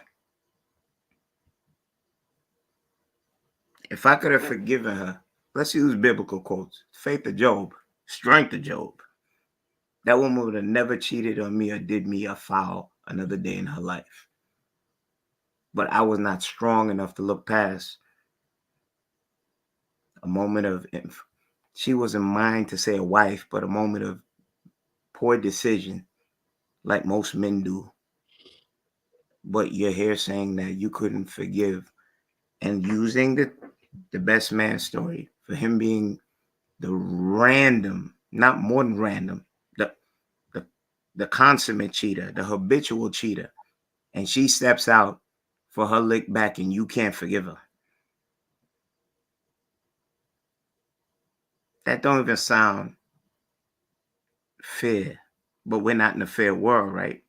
But this goes back to she lost her love, her self-esteem to the point where she's dragging her kids on the phone to keep her child's father off of FaceTime with other women. You championed his cause, but sometimes we gotta stomach some of the stuff that we do to women. And I'm not pandering. No, I'm not gonna call you that. I'm not gonna call And you that. this is a case in point. I've known many women that lowered their esteem just to keep something in their life, even if it wasn't good for them. And this is one case. I land right there. Well, let me listen. This is a good conversation because there's another way that scenario with the girl that you should have forgave is that if you forgave her, the triggers that made her go to her ex-boyfriend are still there. So maybe not a year, maybe not 2 years, maybe some other time, she's busting it out for that guy again. So the truth of the matter is, women are like the things that make them fall for guys, the alpha guy that they never can forget. There are women that she could have a whole full life, but that one guy who hit her right, not just by the sex, but who connects with her right, he probably has access to her for just out of the clear blue. There's some guys with women where they have access no matter what else she's doing. She'll take that chance. If you put him in the same room, he's knocking it out. Okay, You so know, so all I'm just trying to say is that if you discover a woman who might have a proclivity for a certain man, I had a girlfriend who was a single mother. 5 years after her husband left her, she's still talking about him on a regular basis. So I'm saying, shit, man, this guy could come in no matter what we do together and bang that shit out because she can't get him out of her mind. That's all I thought about. So I said, we can't work. So listen, you guys can take it any way you want, right? And I mean, listen, I don't want to get too personal about my own situation. I mean, because listen, I mean, reflecting on my life based on these YouTube streets with the women, I didn't do that bad. I didn't do that bad, man. Shit, I can fucking write a book. You know, so Okay, I mean, listen, all I'm just trying to say is, man, I think that let's move on. I'm sorry that I sound like I'm protecting this guy. He's a loser, he's wrong, but I just wanted to make sure that this guy is not the typical black man. real quick. You're entitled to your opinion and your Yeah. POV. As for your rebuttal on what I said, Is that a rebuttal? I would smoke a bag of what you said if Smoke a bag. if that woman never told me what she did, I would have never been the wiser. Right. And with growth, 26, I wasn't a man. I just learned how to pee straight. At 26? Was that arrested development? What are you talking about? You don't at 26, you had it all together? Yeah, pretty much. I knew what I wanted to do when I was 24 years old and earlier. Matter of fact, I knew what I wanted to do when I was in college. Say you're the unicorn. I'm not a unicorn. Okay, hold on. I'll get there real quick. So at most men at 26 got it all together? No, I didn't say that. So that make you an anomaly, right? No, it doesn't make me an anomaly. I'm saying what I'm saying is that it's not unusual for some of us. I don't know how it was most or not. Maybe the era I came from is maybe a little different. But I knew what I wanted to do when I was in college. That's what I went to school for. I knew what I wanted a career in after I graduated. I knew I wanted to have a wife at some point when I was in my 20s. I knew all of this stuff. That's how I geared my life. You know, so it doesn't make me a unicorn because I was never anybody I considered special. I just thought that's what we did as men. And this whole notion that our brains aren't formed and all this horse shit, if they can send me to die at 18 in Vietnam, fuck you telling me my brain ain't formed. You know, so I'm saying, listen, all I'm just trying to say is that you're a man when you decide that you're responsible for your own life. That could be 18, 19, 20, 21. That's it. Everything else is just constructs, social discussions and shit like that. Payne, do you think you're encouraging yourself? Hey, what? Say that again. Do you think you're encouraging yourself? I'm encouraging myself? Yeah. No, I don't know what that means. I mean, remember now, I'm closer to the end of my life than the beginning. Look at your name. What's under your name? What are you saying? Oh, yeah. Don't encourage idiots. That's right. That's DEI. That's what it stands for. Don't encourage idiots. So,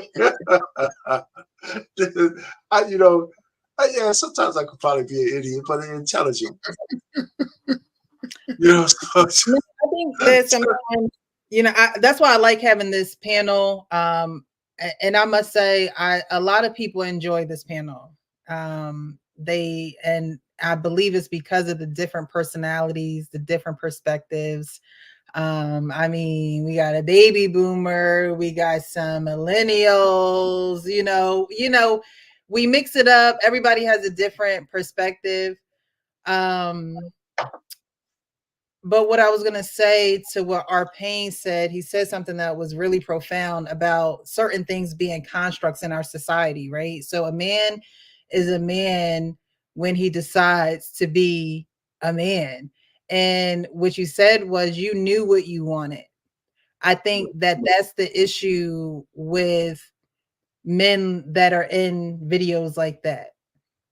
You don't know what you want. You're teeter-tottering, you're hot, you're cold, you're not picking a side, you're not, really handling your responsibility to the best of your ability. You're giving your bare minimum. You're not being respectful. You're not really producing in your community. And so things around you really aren't going to thrive because you are the source of what's going on in that community. And if you're looking for a woman to do that, then you're really not going to get that far, in my opinion.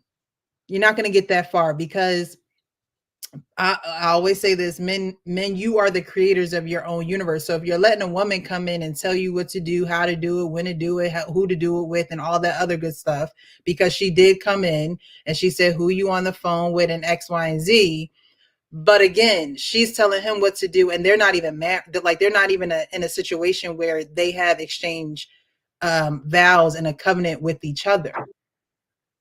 So they it's almost like play possession. It's like, oh well, I wouldn't want you to do this. You want to, well, why neither one of y'all come in? Because there is no foundation, there is no firm foundation with him. And so as long as he continues to, and not only just him, because we got to talk to the women too. What you allow will continue. What you allow will continue. You had one baby with him. You knew how he was. You got another baby with him. You know how it is. When you shut it down, you got to shut it down. I think us as women, we hold the door open, we crack the door. You could come back in. I think this time it ain't. I'm done this time. No, I'm not done. We have to close the door. Women have to close the door, because if not, what you allow will continue. So if you don't want that in your life, why are you allowing it in your life? If you know what you want, why are you going after things that don't serve what you want? He lied in the first sentence, right?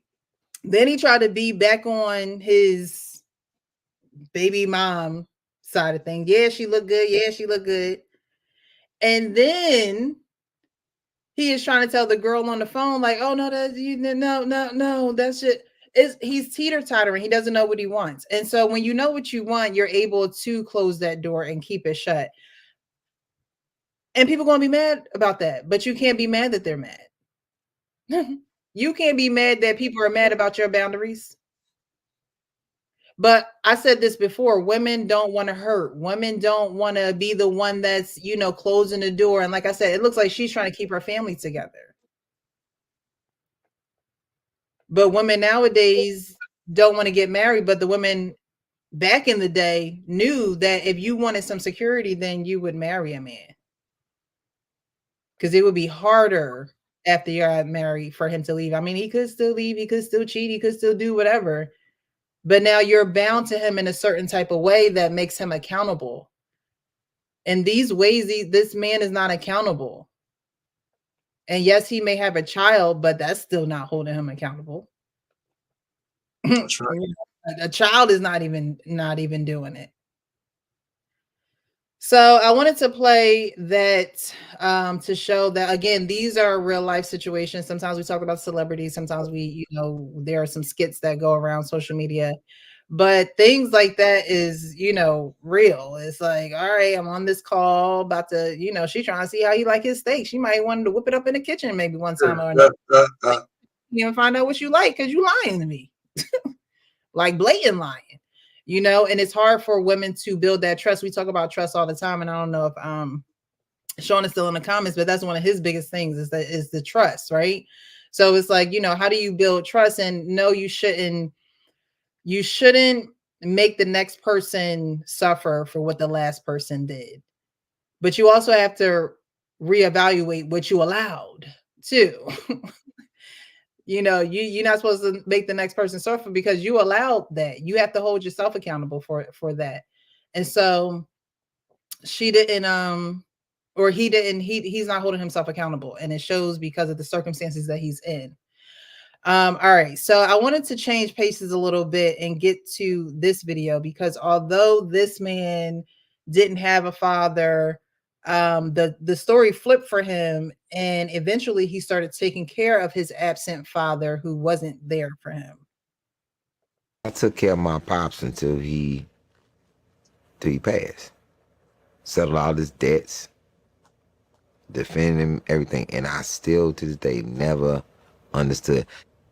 How could you walk away from somebody who looks just like you, yo? Like, just the idea of walking away from my son and my kids. Just the idea does something to me. Like it that I don't think it's nothing that my mom could have did that was that fucking impactful to me to even think about. That my dad, did you fucking look at me when you left? Did you think about me? Yo, dude, what is your fucking deal that you could, yo, man? And I took care of this man. Took care of him, loved him to no end. Cause I'm like, yo, I'm gonna be your pops. Don't no trip. I'll be your pops. I'll show you how this shit supposed to go.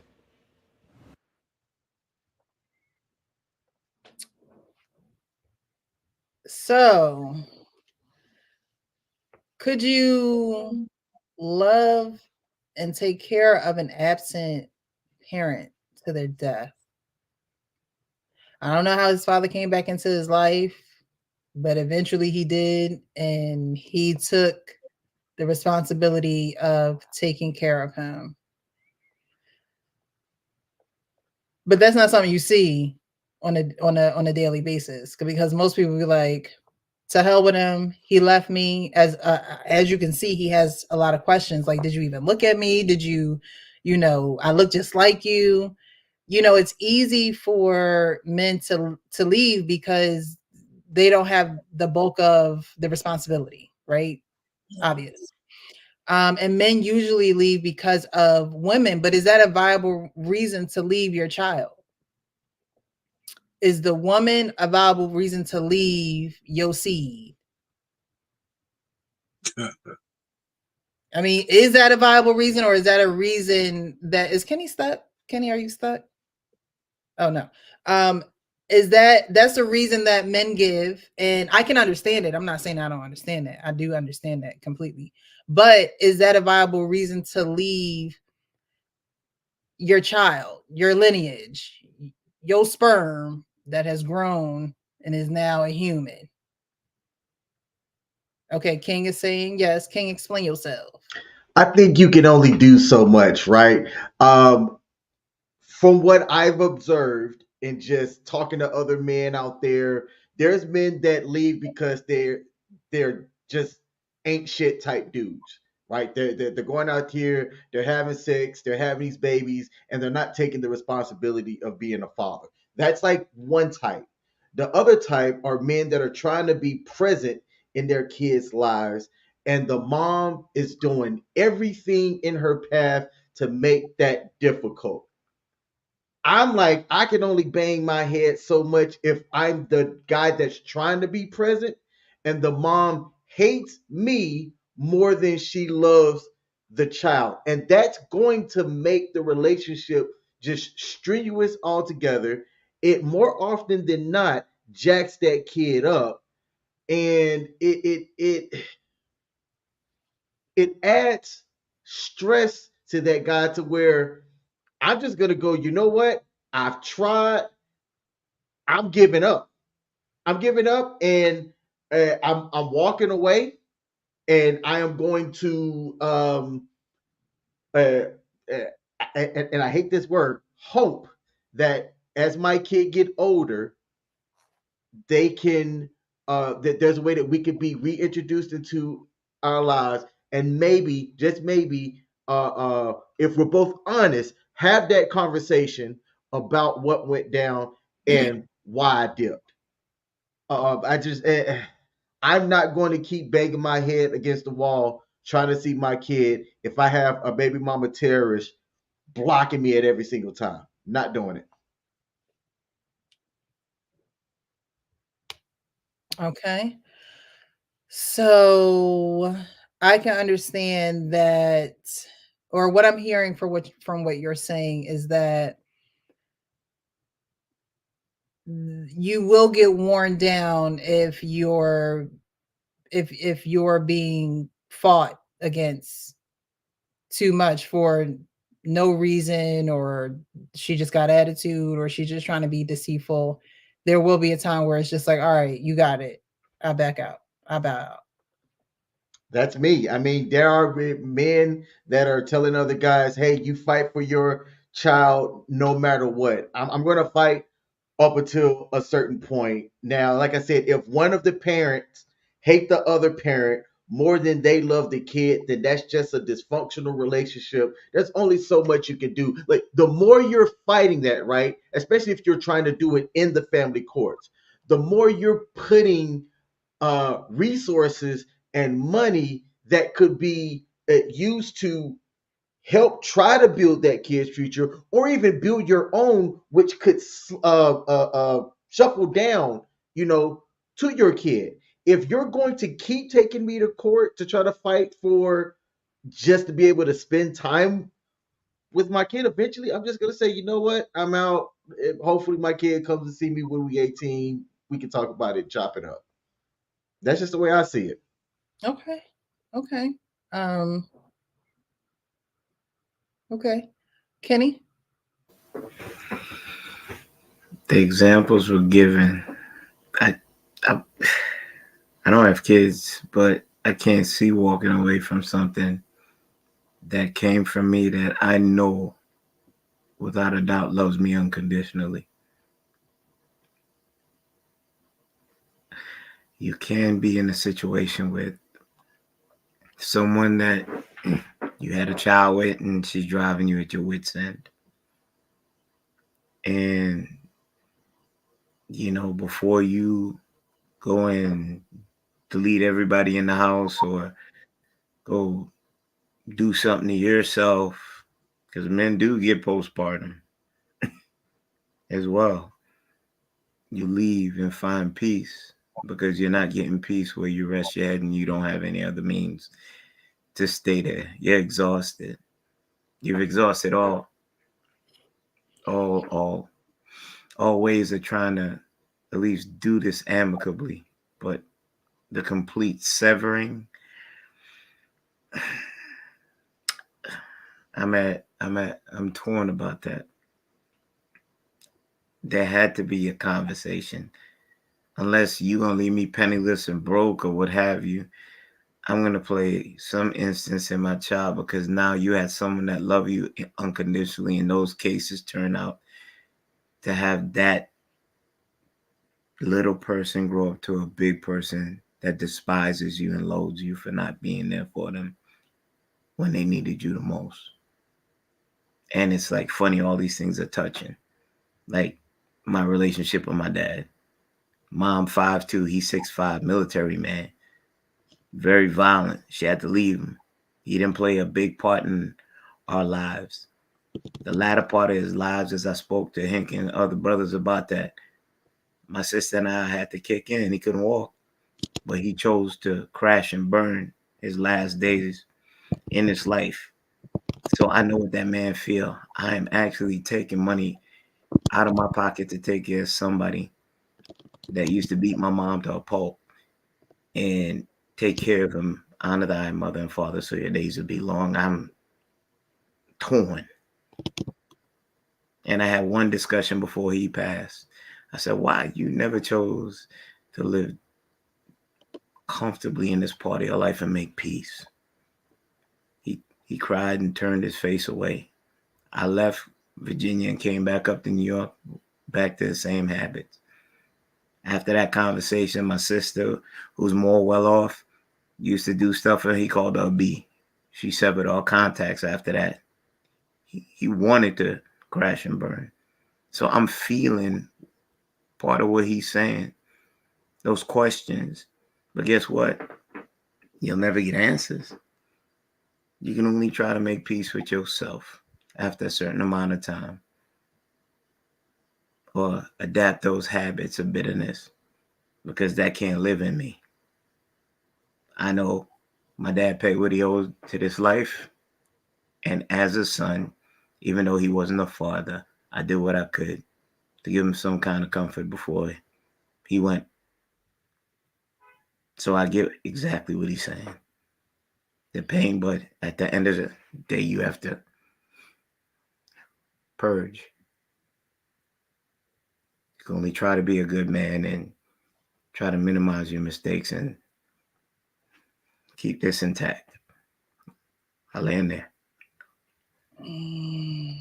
I agree with Black Lexicon. You need the love of God in you. Because, leave it up to our flesh. Some of us might be behind bars. Some folks' property might be destroyed because, an abandonment wound is a wound that a lot of people don't heal. That is a wound. A lot. It takes a lot of work and a lot of God And to heal Precious, abandonment wound. Go ahead. there's a story that kind of has gone viral on TikTok between a family sharing what's going on. They called this guy the breakdancing dad, right? White family. The mom and dad divorced when the kid was young. He moved right down the street, got remarried, right, and was still spending time with his daughter. Well, his daughter was talking about their life or whatnot, and how her dad was never around, and all this and that. And the dad came out and was like, "Hey, time out, hold up. Not only was I around, I live right down the street. I was there for all the milestones.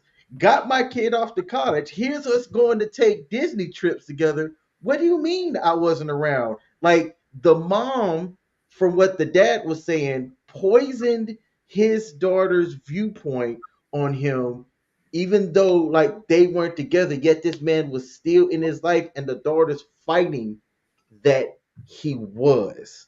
And to your point, yeah, like the kid can get poisoned against a certain parent when there's lies being told. And there was somebody that said something in the chat. I think it was Dorian, and I hope I said your name right. I apologize if I said it wrong. Said you have to love your child more than you hate or dislike their mother.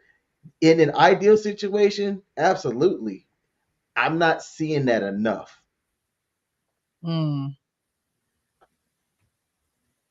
She says you have to love your child more than you hate or dislike their mother, who the man chose. I'm not seeing that enough either. But Arpain, did you see Yeah, the I video? saw it all. Yeah, I was gonna let Ink go, so I don't have a time limit on what I said. Oh, Shit, I was, I was, I wanted I was to. hoping I was hoping I'd get in before you came back, but I said the Lord bless me. You two guys can bless me, so I got to do what I got to get my voice. It's all good, old head. I got you. I mean, I ain't gonna take long, but look, I could be vulnerable. I stayed with my ex-wife longer because I didn't want to break up the family for the sake of my son. So I stayed in my marriage longer than I probably should have because of that. Now I'm a guy, I don't believe in leaving your kids, just, regardless of the other parent of the situation. Um, I'm the man who's always believing in fighting for your kids. I don't believe in just turn my back, or there's not enough money in the world that I wouldn't need to do to get my kids. I have rights to my kids. I don't believe in that. And I think any man who does that, I think you're a weak man. You're a goddamn weak ass man if you just let your kids go and you're not fighting to get your kids or to see your kids or be a part of your kids. Like, you're a weak man. Ain't nothing she can do or say to me that's gonna stop me from being around my kids. There's nothing. And I don't believe in it. If that means I need to get a restraining order and we got to have a mutual place to drop off and pick up kids, do what you got to do. Them are your children. So my heart goes out for that brother who I know he's a comedian and he's pretty funny. He you ever see any of his shows, man? He speak a lot of truth, a lot of pain in his truth. So I don't. Yeah, I can't roll with that. Look, me and my father didn't have the best relationship, but guess what? He has a great relationship with my son. He has a good relationship with my daughter. Now, me and him, we're cordial. I'm respectful of him. He respects me. But that wasn't always like that. He don't have the mindset like I do, fight for kids. That's not the mindset he took. And it's not like he had a fight for me. He just didn't want to do it. Financially, he supported us. I remember going every week to the mailbox, getting out his child support check and handing it to my mom, seeing how much it was. So I know financially he supported us. Emotionally, he wasn't there. He just wasn't there. Now, I see where he got it from because my grandfather wasn't there for him. He wasn't emotionally there. He was there physically, but emotionally, no, he wasn't there. So I understand where he learned this shit from. He got it honestly. He inherited it because he learned it from his dad. And I assume my grandfather learned it from his father. So I assume that's where that shit came from. I didn't want to be like that. My brother is not like that. We wanted to do something different. We learned from what we experienced and we went through. That's not how we want to be as parents, as fathers. Regardless if I'm with my ex or not. My son's never gonna not know that his father's life. Even with my daughter, same way. She's the whole way in California. I was out there for her prom and her graduation. I said, as long as I got breath in my body and I can financially afford it, I will be there. I made sure I was there. I was there for a whole week. For both events, I was there for a whole week. Yeah, I cannot relate. I don't forgive any man to my. I know you're going through it though. But if that means you got to get a part-time job to pay your lawyer fees, do what you have to do. Because at the end of the day, your kids need you. And you think you're going through hell. Well, imagine what some of these things that your kids may be going through. Because she may be taking her frustration, anger out on them kids. Lord, forbid your son or your daughter look like you. And now that's a constant reminder. Oh, hell no. Do what you got to do. I agree with that. Yeah, all right, Payne. Yeah, the brother who was talking about his father. One of the things is I think he was economically prepared to take care of his pops. And I think one of the things that I think about men, and I want to say black men, if they have the means, I think they're generous. I just think we're generous. And I know I'm that way with my family. And whether I'm close to them or not, I have some family members want to start businesses, funerals and stuff.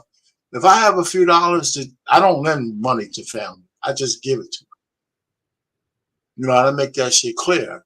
This is not a loan. If they need something, I'm not a lot of money, but if I got it and you're in dire straits, because I know how it is, I'll send it to you. I said, well, here it is.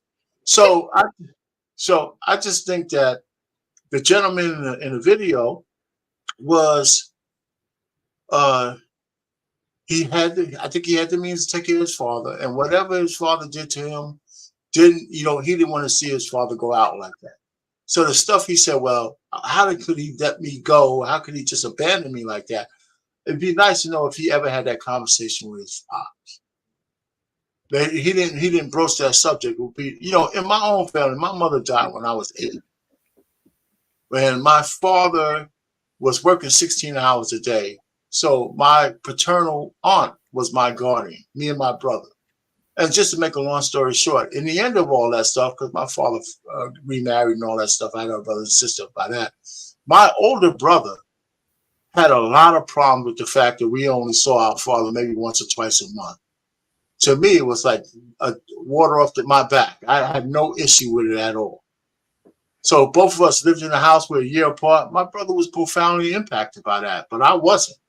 I don't know what the factors were, but I didn't need my pops to be around as much as he did. So, but we got closer when my father remarried because now he was a little bit more grounded. He got an apartment down the block. So I was able to see him more often while he had his other 2 kids, which are my brother and sister, and I talked to them today.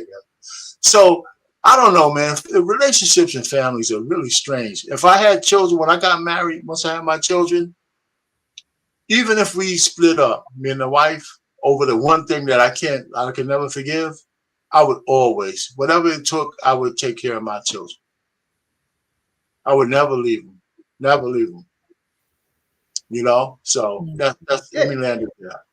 in an ideal situation, absolutely. Like me and my ex-wife, I think have a fantastic relationship for the sake of our daughter. It's a beautiful thing when it's ideal. There's stories of men that are fighting and banging their heads up against the wall, down I agree. 150 grand because they're fighting against a baby mama terrorist. I'm like, at what point do you King, I'm giving up. I'm giving up. If I'm constantly having to fight against my baby mama terrorists, losing money that can be put towards that child's future because she hates me more than she loves my kid, I'm giving up. Call me Can I weak. ask you a I'm question, out. Elgin Smith? Can I ask you Yes, a sir. question? You talk about losing money fighting for custody, or just losing money paying for child support? Losing money fighting for custody. I'm aware of a situation of a young man now. Him and his ex-wife were married for like 5 years. They have a 3-year-old, and his ex-wife keeps taking him to court for the stupidest shit. And he's starting to say, "Man, everything was all right until he decided to like move on." And then now she's just finding every single way to get this man to go back to court and extracting resources from him. And he's starting to go, I don't, this feels like I should just give up. Did you say that's his ex-wife? His ex wife. Dang, so he married her and then he still got to deal with it. Um,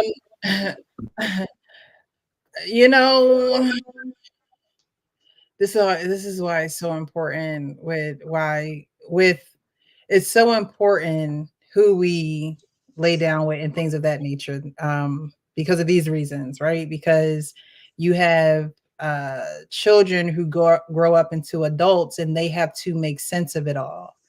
And to me, I don't know this man at all, but you do have to have a some type of spiritual walk where you have this level of forgiveness, and forgiveness is for yourself. And it seems as though he was able to do that and forgive his father for himself enough to take care of him in his old age, to his death. um our pain, you had said something.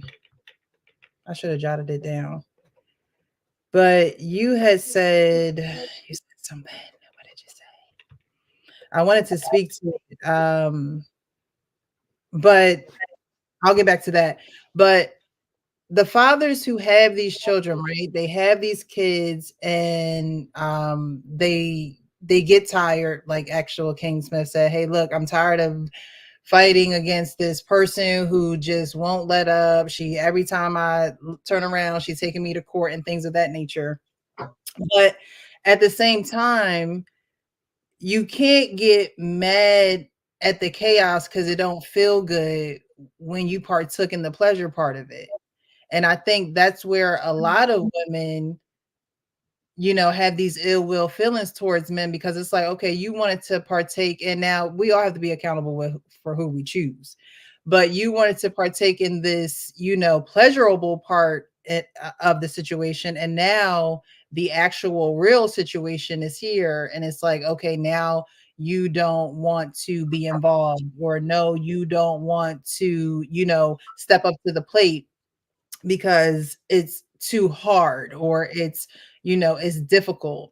And I could see if we were maybe talking about the lottery, or trying to get them numbers crunched for the end of the month in sales or something like that. But you're talking about a whole nother human being, a person who is going to have their own feelings and thoughts and emotions and things of that nature. And you know when you have that, you have to be able to look back and say, okay, have I healed, or have I come to terms of what's going on and how I contributed to it? And I don't think a lot of men actually do that. I think it's easier for a man to say, "Oh, it's hard to fight for my child," but they'll catch a bus, a train, a plane to go get the cheeks. They'll lie and do X, Y, and Z to for the pleasurable part, but then when it comes down to the real and the not so pleasurable part, you're quick to walk away. So I think that's something that it doesn't help men at all, because then you're looked at as, oh well, you want to plant these seeds but you don't want to water the garden that you're planting them in. But we have to really be careful with who we laying down with, because I mean you can't really hold them accountable when you didn't have them marry you or commit to you or say that they were going to be there for you and your child. A lot of these situations, there is no conversation like that. There is no, what are we going to do if this happens or that happens? It's usually the oops, and nobody's having those conversations. But But you're with this, oh, I'm sorry. I took your time. Go ahead. I'm sorry. no, I was gonna say, with this guy, I was talking about the abandonment wounds, because I'm not quite sure who he is. I think King said that he does comedy. I've never seen it. This is my first clip I've ever seen him. Maybe I have seen him and seen him in a different light, because in this video, he's talking about his father and taking care of his father. And he has a sad, posture, and just you could just tell that he I don't want to say sad, but just coming to terms. Sometimes when reality hits, and sometimes that comes in a couple of tears dropping past the chin because it's just like, this is what it is. But as far as abandonment, it's good that he was able to forgive his father and take care of him, because then that's where the cycle breaks. A lot of people don't break the cycle that's going on in their family. And I applaud him, because it's like, all right, I'm breaking this cycle. I'm not going to do what my father did. I'm not going to follow in those footsteps. And I'm actually going to honor my father by taking care of him into his death. And I just don't think that a lot of people could do that. I don't think that a lot of people could put their selfish reasons behind them and actually say, you know what?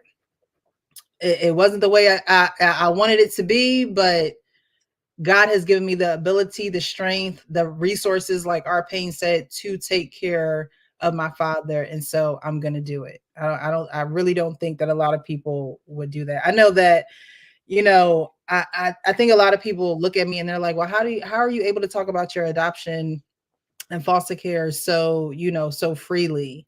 And I think one of the biggest reasons I'm able to do it is that when I met my biological mom, um, we didn't know if she would show up. We didn't know if she would be there or whatever. Long story short, she was. But while we were there, she pulled me to the side and she pulled me in the bathroom and she said, I know I couldn't take care of you.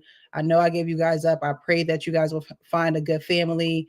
I truly pray for you guys, and I hope that you forgive me. That was I mean, she didn't say a lot of words to me in my life at all. But those words right there was, I know I messed up. I know that I wasn't there. She could have came in there acting like she was the mother of the year, knowing that she wasn't. But people who face, and are accountable for what's going on, no, it doesn't, cover all the years that she wasn't there, but I can't hold that against her. And I'm not going to hold that against her. I think a lot of people hold things against people who just don't have the capacity to give them what they need. And they don't understand that in the time of hurting. They don't understand that in the time of not really wanting to understand. But when you come to terms of understanding those things, then you're able to move a little bit more gracefully and not with so much hostility and so much malice, and you can have a little bit more peace because you have understanding. And it's written in everything, and all that getting get understanding. And if you don't get understanding, then you'll always be wondering why this, why that, why this. So I wanted to play that because I just don't think that a lot of people would do that for someone who abandoned them. I wanted to read. That's crazy. Look, I heard what you said. I still can't roll. I can't sit there and look at my kid in the face and wait until he gets to the age, I guess, of figuring out. So if I go 16 years and go 16 years, and then I got to explain to my son later on, he gonna ask me, Daddy, why don't you fight for me? What can I say? How can I explain that to him? What proof do I have showing I fight? Well, I argue with your mom on the phone calls. That ain't gonna matter to him. Now, if he see me coming over on my time where I should have had, like with the example you gave in that divorce decree, there should be some type of agreement right then and there. And if she doesn't follow that agreement, then I'm taking her to court every time. Look, I had no problem with doing my daughter's mother like that. I spent money on a Disney trip to pay for all of us go. It cost me $800 just for her alone. We got Airbnb, we got a 2-day pass for the park, and some other passes to go to a water park and other. She didn't go because she got in trouble, so she didn't fly down. You know what I'm saying? Because she got in trouble. So now I got $800. I'll get that money back. I just had to chalk it up as a loss. But guess what I did do? I ended up spending more money on filing the court case. She didn't send it down when she's supposed to. She's supposed to be down in the summertime, and I sent her back 2 weeks prior to going back to school. Yes, I sure did. And she had an answer for that. Look, I have no problem with doing it. I'm going to hold the mother accountable because she's not doing what we agreed to, what the courts agreed to. And as a man, I have every, just like vice versa. If I did something, if I didn't pay the support, please believe you me, she's going to file some paperwork. She's not going to let this child tell me, oh, I ain't got time to fight for him for this $200 a week over his child support. No. Like I say, put her ass on paper. You lay hands on me, I'm putting you on paper. You lay hands on me, call the police. Just like they would do to us. If the shoe's on the other foot, I want to do to them. There's no way I'm going to let this woman slide and I get my visitation, my rights to see my son and my daughter. Bullshit. Will I fight to the end? Yes, I did. Like I said, that means I got to get a part-time job dedicated to my legal fees. Nothing else. I will do that. Because at the end of the day, this child look like me. I'm not going to put through the same thing. So I don't know about who you talking about. He ain't never been through shit then. He ain't never not had his dad life and felt that pain in his heart. He couldn't. Because if he did, he wouldn't give the fuck up. So you're breaking up a little bit, Hank. I don't know if you finished yet. I just want to add something to what you said. What you said, Precious. I think that we're conflating some issues. Just a slight one. A lot of guys who are looking for pleasure aren't looking for babies. So to think that once a woman gets pregnant, that they're going to automatically flip a switch and care anything about the kid is a bridge too far for the kind of men that these ladies are laying. Now, listen, and even though it takes two to make a baby, I firmly stand on that men don't own a woman's organ, right? She decides who she lets in or not. She got the right of first refusal, no matter what. But if a guy's stupid enough to go raw into a woman, knowing that he might have to give up 21 years of his life financially, then he's responsible. And the state holds him responsible by threat of jail, by everything else. Now, and I tell men that they argue with me all the time. I'm gonna land it here. If the guy didn't want to have a baby with this kid, this lady, he's not going to be emotionally attached to the kid. That's number one. And number two, that men are held accountable for that mistake with threat of jail and everything else. I mean, it's not like men aren't, even the wayward man can be got if he has a job, right? The money could be garnered and all that stuff, but the love for the kid, that's only if you had an agreement with a woman that you would take care of her, then you abandon that agreement. But a lot of men have kids they don't give a shit about, and that's their fault. And I've said that plenty of times that men could do more damage to the community than a woman can ever, because most men who have multiple kids that can't pay for them, they impact families, they impact the woman's ability to get the best man, they impact the government, they impact everything. So you got these pookies with 5 women, 10 women, 20 women, and 25 kids. There's no way a single woman who's a single mom, even if she has 5 baby daddies, impacts the community more than one man who impacts 5 women. And that's just simple math, right? So I'm one of those kind of guys who want to look at the money and the math part of it. And the real predators in the community are the guys who spread their seed willy-nilly into women that they can't pay for. So when you try to add Nick Cannon into that, or somebody like him, he's despicable, but he pays his bills. He pays $3 million worth of child support every year. That's different than a Pookie with 58 kids and 18 women that he's destroyed, right? So I don't know how we reconcile that. But there's men who have babies, they don't give a shit about those kids because they just wanted the moment of pleasure. So Pain, you never before you got married went up in a woman unprotected? Yes, I did. But we had the conversation about contraception before I did. Now, should I believe them all? No. But I can tell you that I got lucky because I've had those calls where the woman told me I missed, and I'm up, sleepless nights until I get the call where she says, okay, it finally came. And that's one of the cautionary tales I tell the young guys. You don't want that kind of call. I never told men not to have sex, even when they're young, if they're sexual age. I'm telling them, here's the consequence, and this is why you want to avoid that. So all I'm just trying to say is I'm trying to be real. It's this whole notion about dick discipline and abstinence and all that horse shit, that goes against the nature of man, right? So you tell them the truth. Yes. Long story short. Yes, so you got lucky, or you'd be one of the despicable. I got blessed, probably. I got you blessed. What I just said? Go say that again. You got up on your proverbial soapbox and you done the same thing that most did. You just didn't get caught. Yes. Okay, I digress. Yeah, I'm not trying to deny that. I had a pretty, but here's the one thing, Ken, if you don't know about me, I actually liked all the women I had sex with. Well, I'm glad to know that.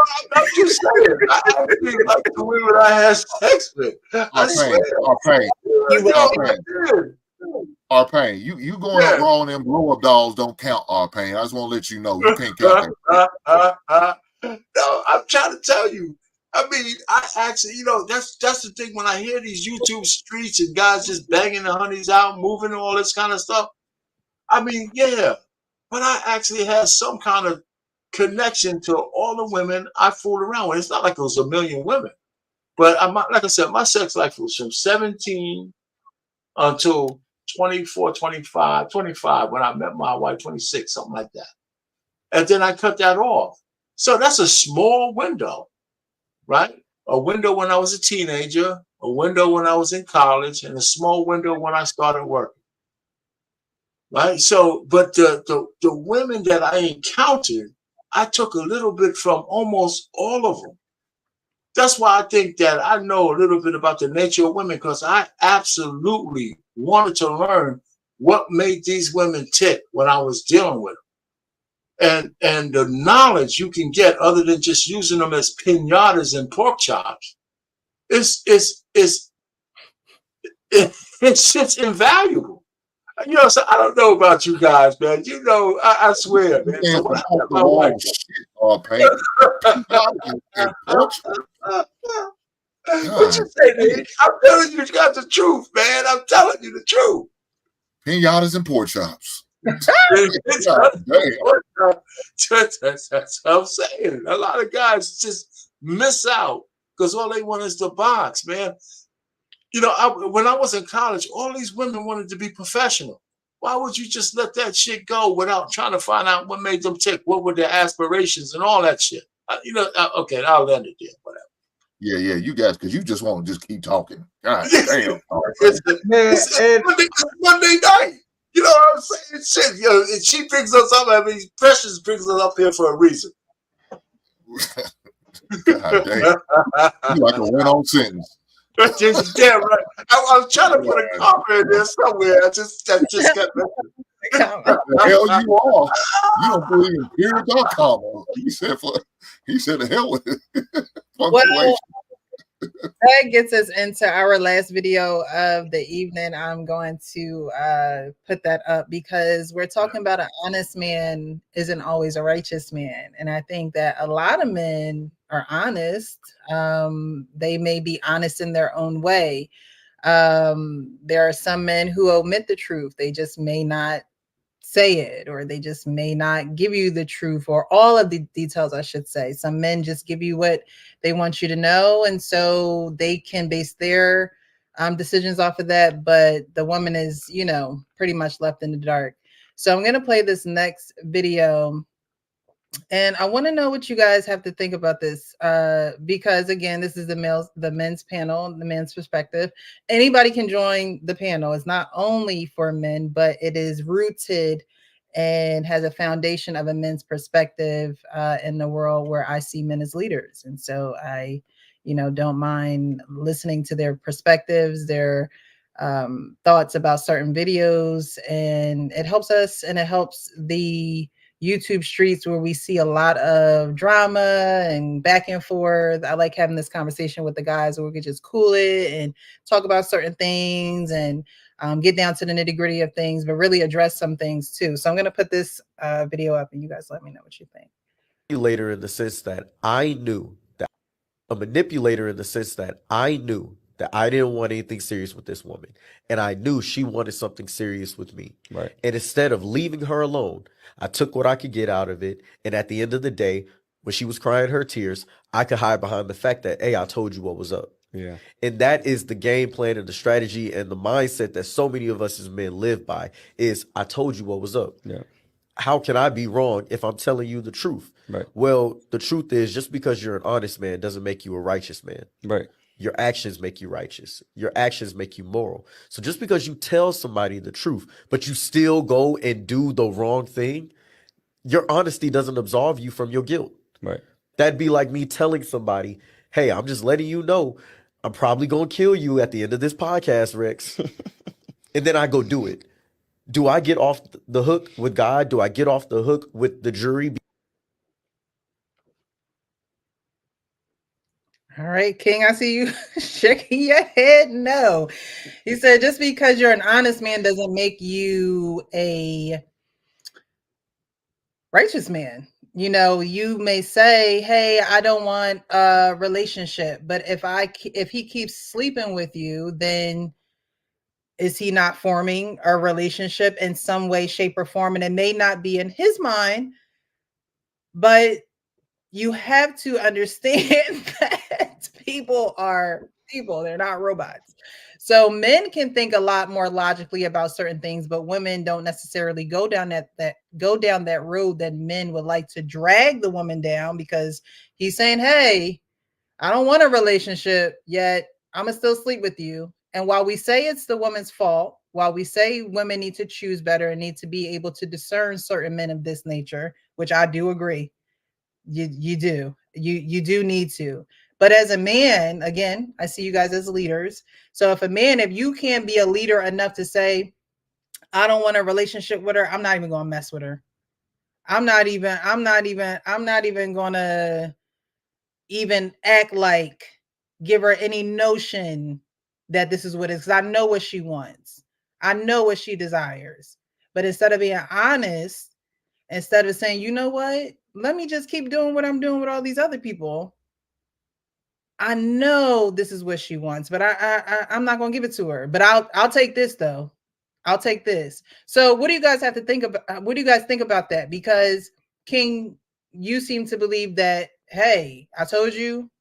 It seems as though, like, I told you what it was. If you decide to continue to stay here, it's on you. That's what I'm getting from your your reactions. Yep, and this kind of goes into what I want to say we talked about last week. Look, if you being straight up with somebody and that person takes the actions of allowing you to do certain things, either because they're lying to themselves or they're hoping to change something about the relationship by allowing you to do something, look, that agency falls on that other person just as much. And I'm not gonna hear this guy says that, well, just because he may have known that about that other person, that doesn't make him a righteous man if he still pursues and does certain things because that like she allows it to. No, that both parties still have agency in what went down. I applaud anybody that tells you this is what type of time I'm on, right? And if you still give that person your time and attention when they've told you that, that's agency on both parties. I did no. That doesn't make him less righteous. No. So are we now equal? Are we now looked at as equals? What do you mean? So you're saying, well, both parties have, the right to agency to do what they want when you pretty much lay down the law. Like, hey, you know what type of time I'm on. And whenever you decide to, be with me or whatever the case may be, spend time with me, like you said, spending time, then what it is. Who is leading that situation is my question. There's no imbalance in leadership. It's still that's a relation that specific relationship is a relationship that should not go anywhere, right? I don't think that there is a defined leader. Now the people did one person did state this is what type of time I'm on, but that's not a defined relationship. One person will feel used, and it's the one that's not getting what they truly desire, and that's on that person. But that relationship doesn't have a leader. Okay. I mean, because it's not really a relationship, right? I mean, everything's a relationship. It depends on how you define it. You know. Who's next? And I'll be sure to find him. But...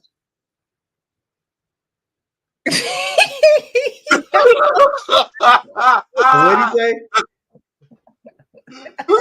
Who's next? I just want to ask you express.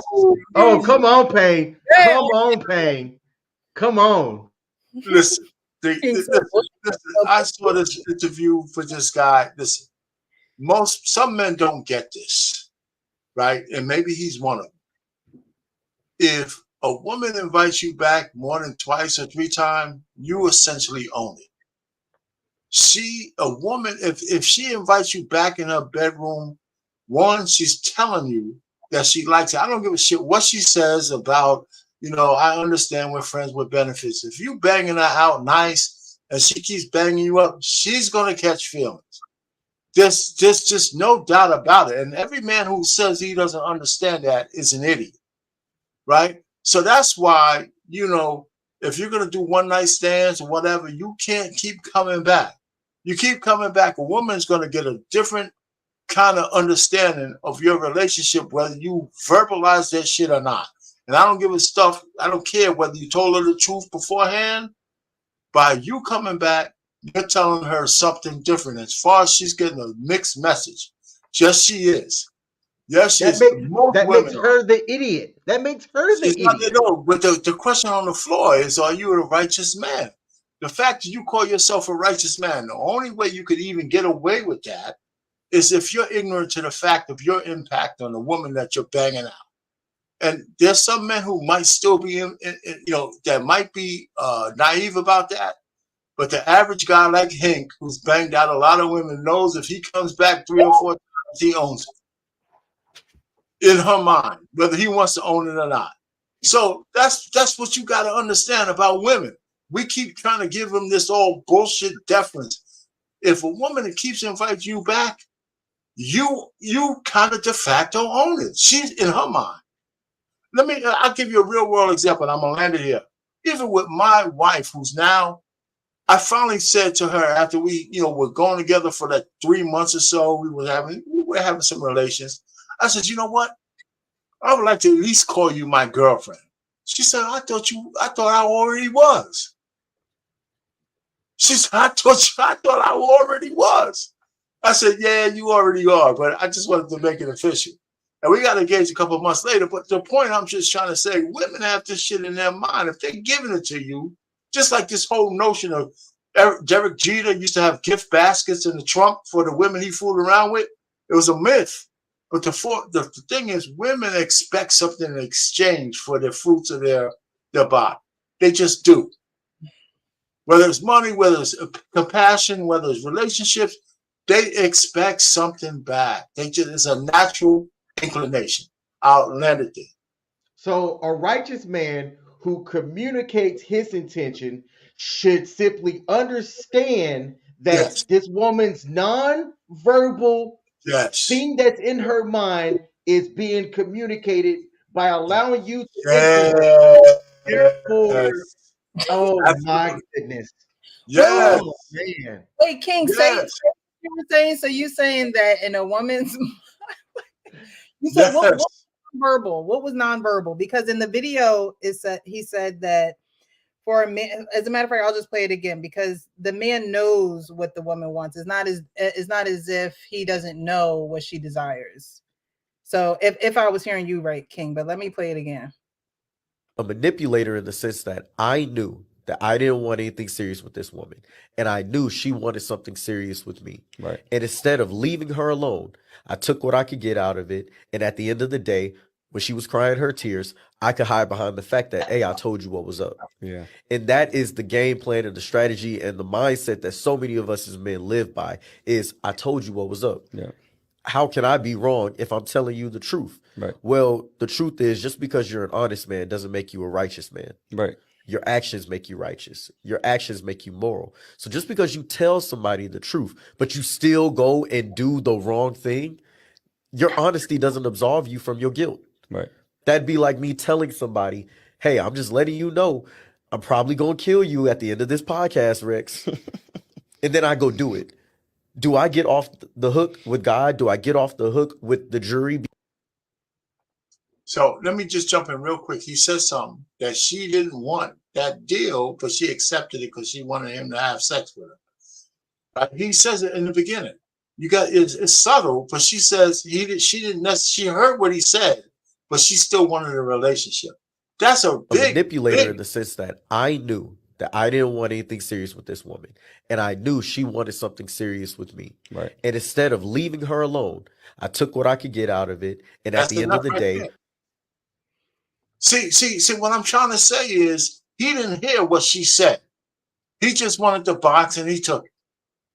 She said, yeah, you're giving me this deal because you're telling me the truth, but I want more from you. So you're banging it out. She obviously liked it, so she keeps inviting you back.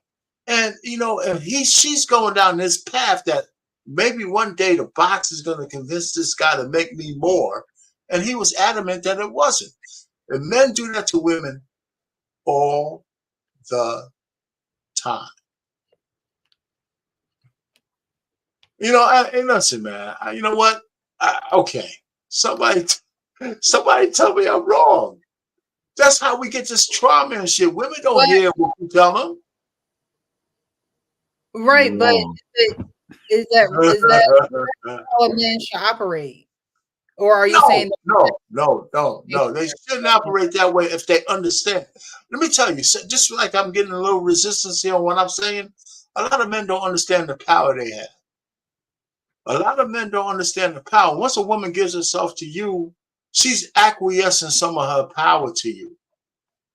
And she is, because she understands the box is hers. So if she keeps inviting you back, She's telling you a message by the invitation.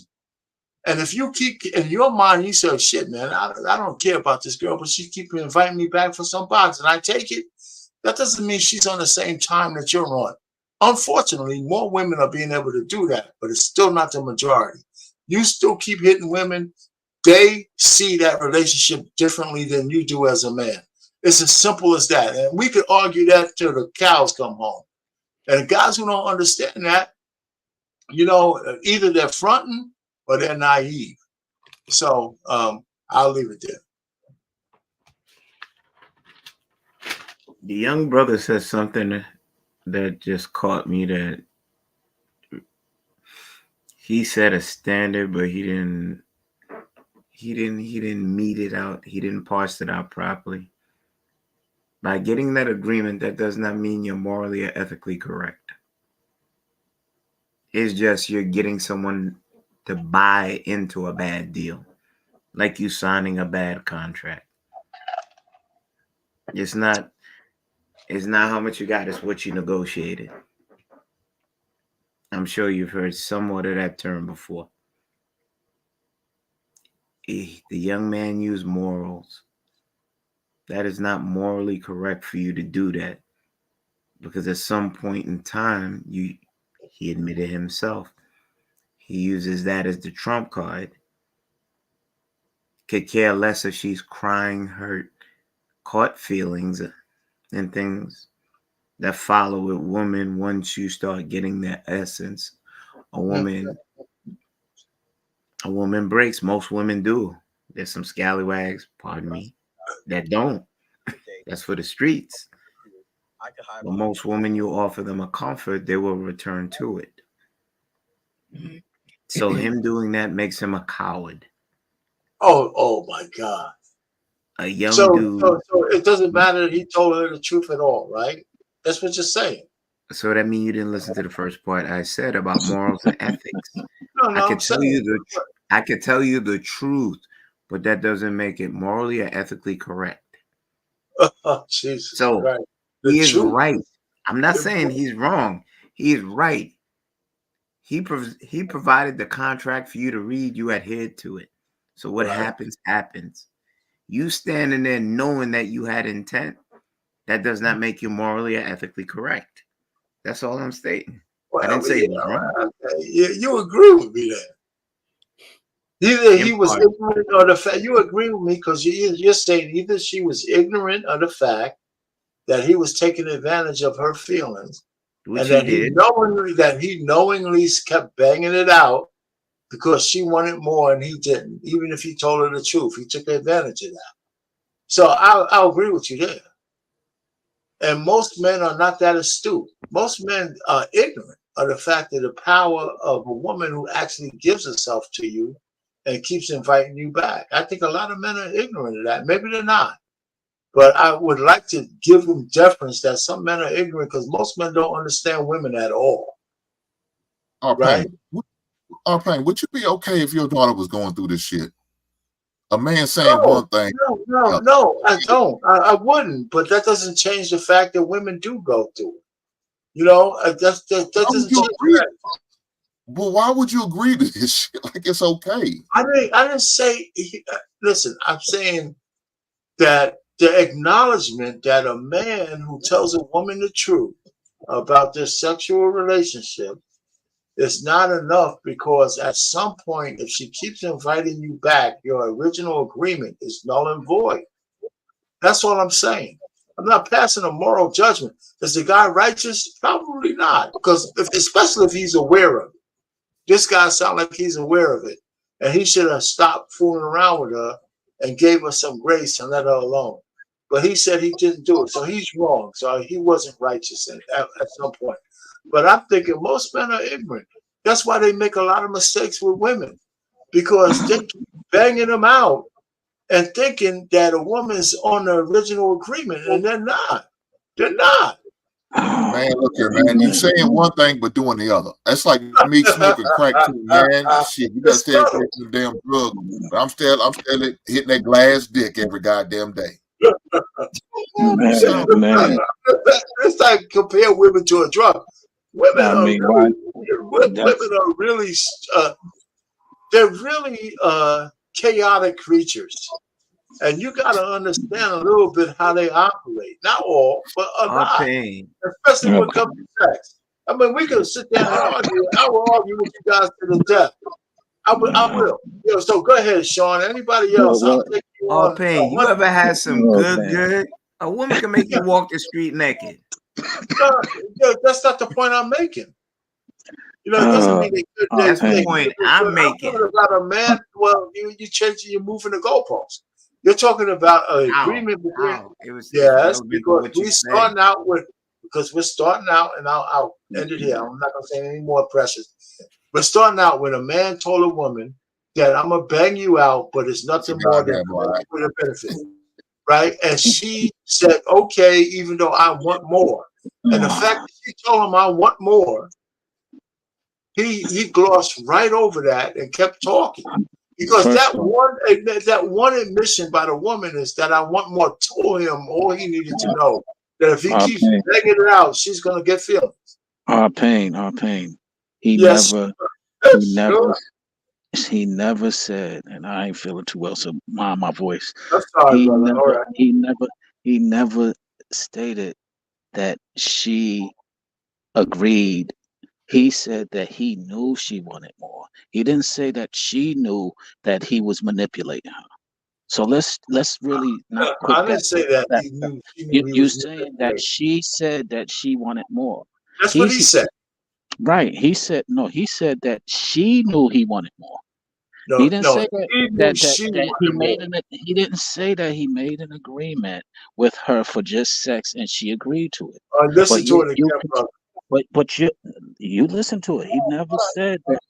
Hold on. A manipulator in the sense that I knew that I didn't want anything serious with this woman, and I knew she wanted something serious with me. Right. And instead of leaving her alone, I took what I could get out of it. And at the end of the day, when she was crying her tears, I'm with I you, could hide Sean. behind the fact that, hey, I told you what was up. Yeah. And that is the game plan and the strategy and the mindset that so many of us as men live by is I told you what was up. Yeah.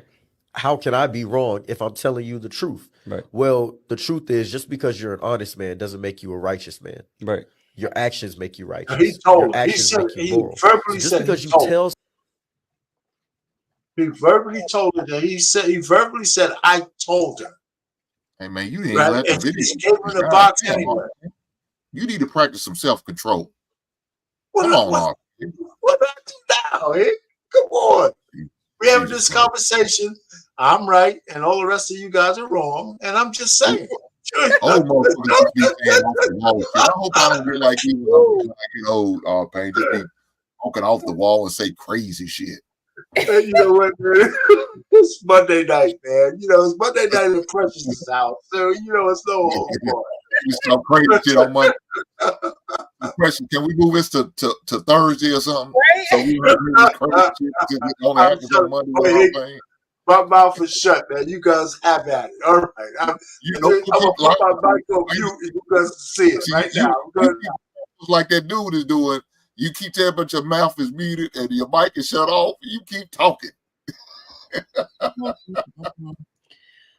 Sean, after watching it again, or I don't know if you watched it before. I don't know if you've seen it, but what were you saying? Okay.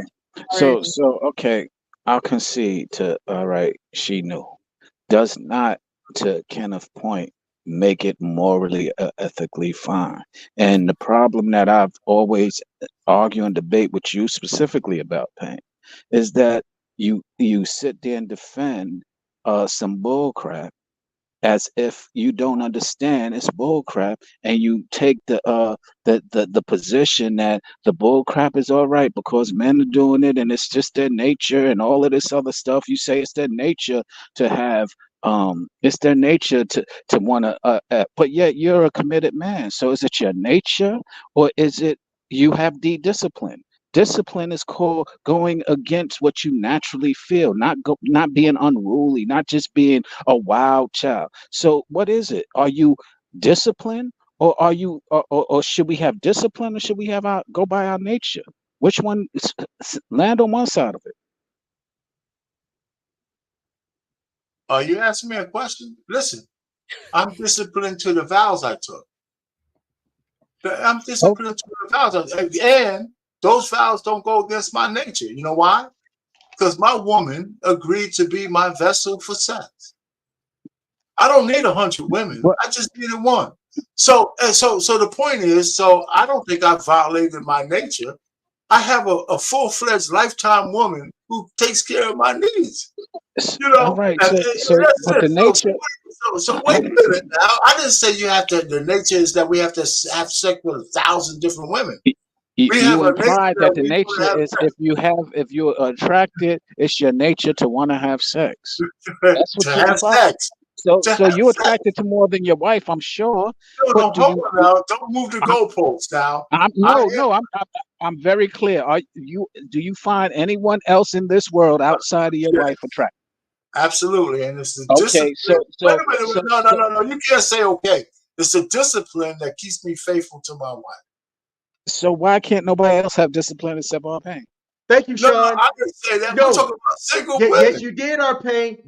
Earlier, I know why Sean's Single back on men. I'm here. talking about I single know, men. I know why Sean's back on here because when you said that earlier, I was like, wait, what? Now, You okay, you did got say to that explain earlier. to me where I misspoke. Hank made me say You, a lot of stuff that I might not have. So let's get it straight. you Let's get it straight. I never said that a married man is supposed to have sex with multiple women. I never said that. Well, the point that I'm making is you're putting this and you're standing on this soapbox of a married man And as it's if a a pretty big man soapbox. as if a man who's not married cannot have morals and discipline. No, I didn't say that. I said a man who's not married who told a woman that, listen, all I want is the box, and she says, you know, I want more, but I'll give you the box anyway because you meet all my criteria. He took the box, and we can debate whether that was moral or not. But when he No, it's kept not. taking, It's not a debate. wait a It's not a minute, wait a debate.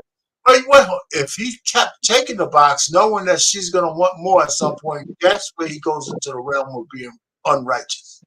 Well, that's what he said he did, and he That's admitted right. it was I agree. Yeah. immoral, and he admitted that he was manipulating. Yet you still defending that nonsense. I'm not defending him.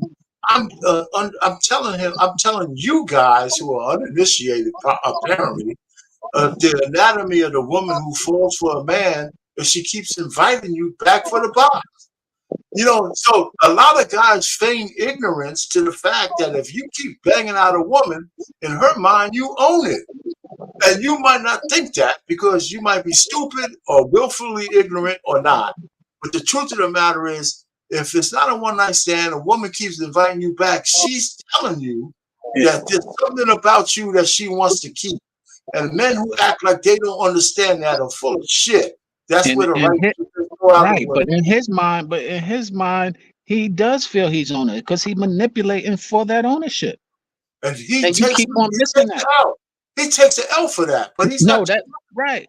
But the point that I'm making is he said I should have left her alone, and And, we're and he trying to did. agree with that, and you're just ignoring that. No, I'm not. I'm He saying needs discipline. The no, thing no. that you keep on saying you got, he The needs discipline. discipline don't have nothing to do with it. He's It actually has everything to do with it. no, it doesn't. Okay, Discipline don't have nothing to do with that. He actually admitted that he's not righteous, and I agree with him. He's not because righteousness takes discipline. no. Listen. Righteousness takes righteousness. It doesn't take necessarily discipline. You could be a righteous man and not be disciplined. You just know when you're hurting somebody. So the point I'm trying to say to Wait, you, wait, wait, wait. well, wait a minute. You said some shit. He admitted that he was wrong, and I agree with him. He admitted he was wrong, and I So agree where's with the him. argument coming from? Yo, you're the one posing the argument. I'm not. No, you I'm giving after you you say the you agree anatomy. with him, I agree with that. you He's not condone it, righteous. No, and you condone it. no, I don't. No, I do Okay, not condone it. my fault. I misinterpreted it. I must I be a know little because I'm irreverent. just trying to tell you the anatomy of a situation between a man and a woman. That's all. You guys are putting all this other shit to it. I mean, wait a minute.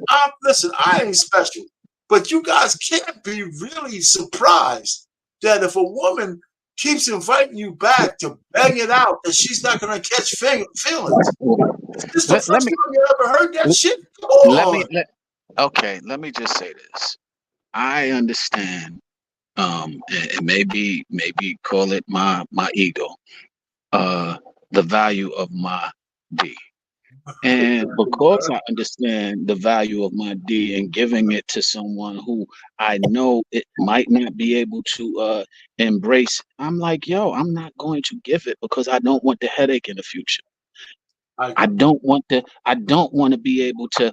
I know she's going to want more. She says she wants more, and me go ahead because I just gotta get the cookie. No, that's where the discipline comes in. And No, he I needs agree, Sean. I don't disagree with what you just said. So you would be righteous in that situation. You'd be willing to give up the box because you have a higher call. And I'm well, saying, that's halfway it. The point is, I'm just logical. I'm like, yo, I if I give this, if I give in to my temptation, because it ain't like I don't want the box. It's just the fact that I'm trying. I don't want to give into the temptation because the consequences to that can be something that I don't want to deal with in the future. okay, so Sean, I agree with everything you just said. But I want you to answer one question for me. If you had to take a percentage, just a percentage, let's leave the emotions out of it. What percentage of men will actually have that discernment at the point of insertion? At the point, if you're at the point of insertion, you already No. lost. See, you You don't already want to answer lost. this. No, you haven't, because you could If always you're turn at the around. point of insertion, you You didn't lost. put it in. You didn't say, let me put the tip in. You haven't put it in yet. How many men could say, you know If what? I get a flash in my head that 18 to 21 years, my life will be ruined if I stick this thing in there. How many men will turn it down at the point of insertion right there and say, okay, you know what, honey? Wait a minute, Sean. Okay, honey, you know what? I want it really bad, but I'm not going to do it because this shit ain't right. Let me put my clothes on. I love you. I'm going to feed you and I'm going to send you home by Uber. How many guys? I mean, to be that's a very high percentage that will not do that. I agree. I'm not disputing that. Give me But a why number. would you Give get me a yourself number. to the point of Hey, give me a insertion? number. Give me 90, a number. 90, Thank you. 93. Thank you. I mean, but what does that have to do with any of the? I'm not disputing any of that. Why would you get to the point of insertion? Is my argument. Why would you Pain, even go there? Pain, you know Yeah. you admitted earlier that you went raw up in females more than once, and I you're was standing on your 17 to soapbox right now. 25 And I'm years just old. Yes, I'm I just got letting it some come. You some admitted it. money. If I Did you told did you no, hold on, you would hold on, call hold me on. Can a I get it liar. out? Can I get And it you would out? Can hold I it get it against out? me. Mr. Payne, can I get it out? I'm sorry, Did you brother. or did you not say you waited Yes, on I more did. than one phone call, Oh yeah, hoping that you did not get that call that she was pregnant? that's right. And I was happy as hell. So that means you're a habitual offender. So Yes, how I did your was. stance change now? Because I'm 65 fucking years old. Oh, It's so you past can that. talk. So you I'm can talk your age. 65 years old, man. Oh, Your okay. life go through. Listen. We evolve. Once I got married, all that shit was over. Right? So we evolve as human creatures. We understand. So I read Napoleon Hill that most men go through an age of sexual transmutation where they start to look at achievement, the energy they took to get box, they put it into achievement of more important things. That's why most men get successful after they're 35 and 40 years old. There's a reason for that. We're not I worrying get about getting that. laid. We're trying I to do get. things that's more productive. And listen, I get that. all I'm just, But your judgment, you're being very judgmental. yes, I am. Yes, I am. Oh, you Yes, admit it. I Okay, am. all right. I digress. Yes, I am, man. I could judge men. I could judge men because I think I used to be one of them. I think I still am. Holy shit. You gotta wait till they turn 65 to be righteous. Oh, I'm righteous now. You know, me and my And wife, you gotta remember, You me and gotta my wait wife remember can if take you're a out man. things. Listen, I hear where you guys are coming from. I'm not I condemning can look anybody. forward to when I turn 65. to act like you and talk like you are paying and collect the goddamn Social Security check? Is this what I got to look forward to? God damn. And then, hey, all you're gonna say is if my shit still works, it don't matter what kind of check I'm that's all you care about. At 65, if you wake up in the morning, you got a Woody from time to time, yeah. Hey man, you need to be a goddamn crazy check too, because you sound it. Listen, all I'm trying to do is help you guys out understand the anatomy of a woman. You know, I got a lot of and we're trying to help you out. We're You trying can to keep help you that. out I to don't want your understand. help, all pain. I'll be there. I'd rather be out there alone. We're trying to help you out to understand the anatomy of a man. First of all, oh yeah, I hear you. That's a good shot. I like that. I don't know about that one, God. That's for sure. You can You keep know, that shot. Oh man. you know, I would say that was a cheap shot, but I think that's a good one. But you guys know I understand the anatomy of man and how impact on it. Oh man. Yeah, it was a You're a troublemaker, Precious. You're a troublemaker. Why you got me hanging out here on the cliff against all the men on the panel? You know, and all this kind of stuff. Nah, we done walked you off the cliff with your cane and everything. You just said, "The hell with y'all! I'm going back over there. I'm going back to that cliff." Yeah, well, you know, I was falling down. There was a little tree limb, and my cane caught me. You know, so I'm still hanging and shit. Oh man, like in the yeah. movie. You know what, Pay? Yeah, I really admire that you are actually a real good guy, and I admire you know the relationship that you have with your wife. But when you come on and defend some of these boys that haven't matured into men, and I'm not talking about their age, is where I conflict with you because it doesn't matter about an age; it just matters about a mentality. And what we've been talking about this evening is just a lot of young men mentalities. And you're an older man, we're expecting you to kind of give us, I should be the one arguing your points of view. I'm single. I'm younger than you. Not, I'm probably the second oldest, but I'm younger than you. So I should be arguing that. I should be landing my plane and taking off and landing it again. But you know, what I'm trying to say to you is that, but by my understanding of where these guys are at does not mean I agree.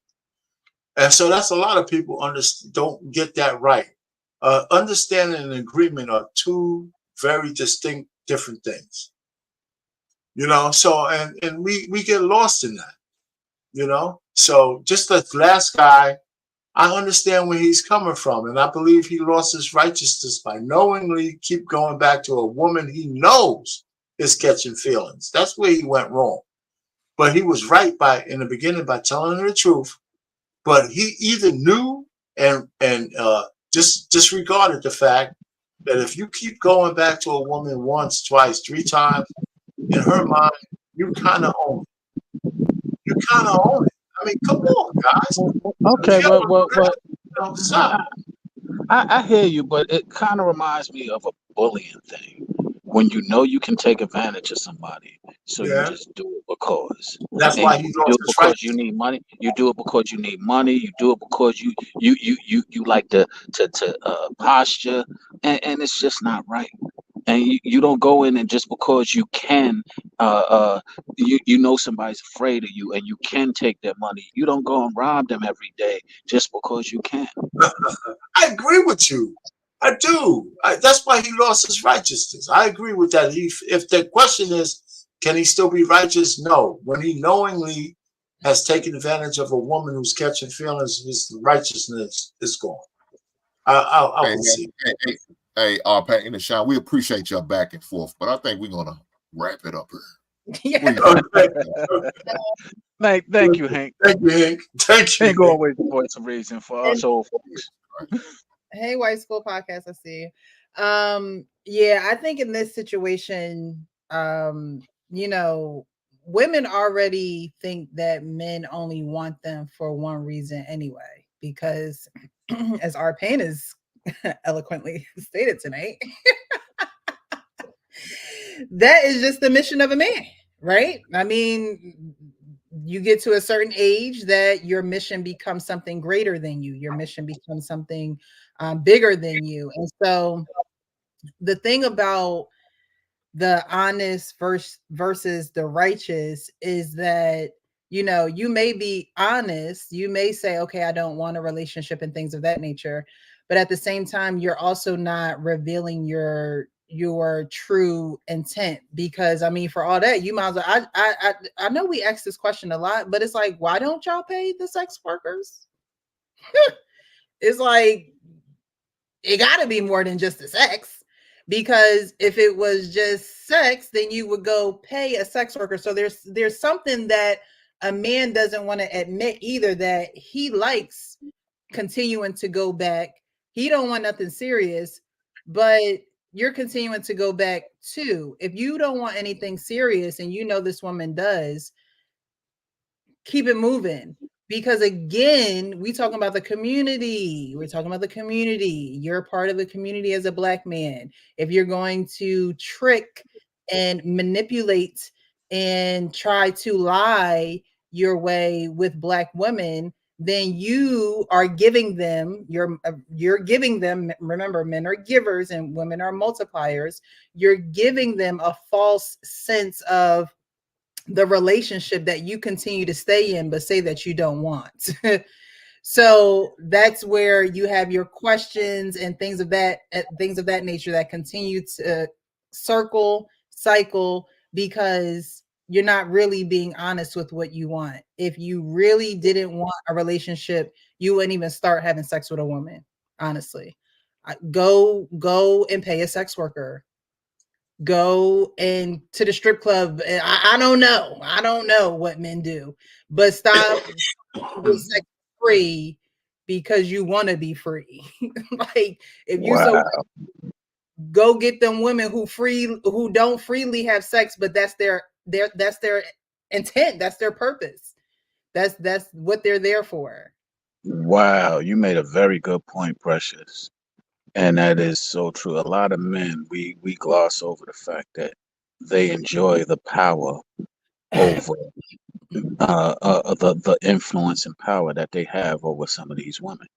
And we skipped over that pretty significantly, but that's exactly, as a man, I've seen it, I've done it, to where that power is of you having somebody where you want, you having somebody at your beck and call, you having somebody who would do whatever you want, however you want, wherever you want, and we're not really addressing that. Oh my gosh. So this comment says, we don't want whores. We want women who act like whores with us only. Then marry her. Marry the whore.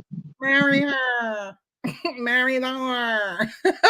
Like, what? No, go get you a sex worker. What do y'all see? This is it. This this is the buffoonery that be out here. No, we don't want whores. We just want a woman who acts like a whore with us only. That should be your wife.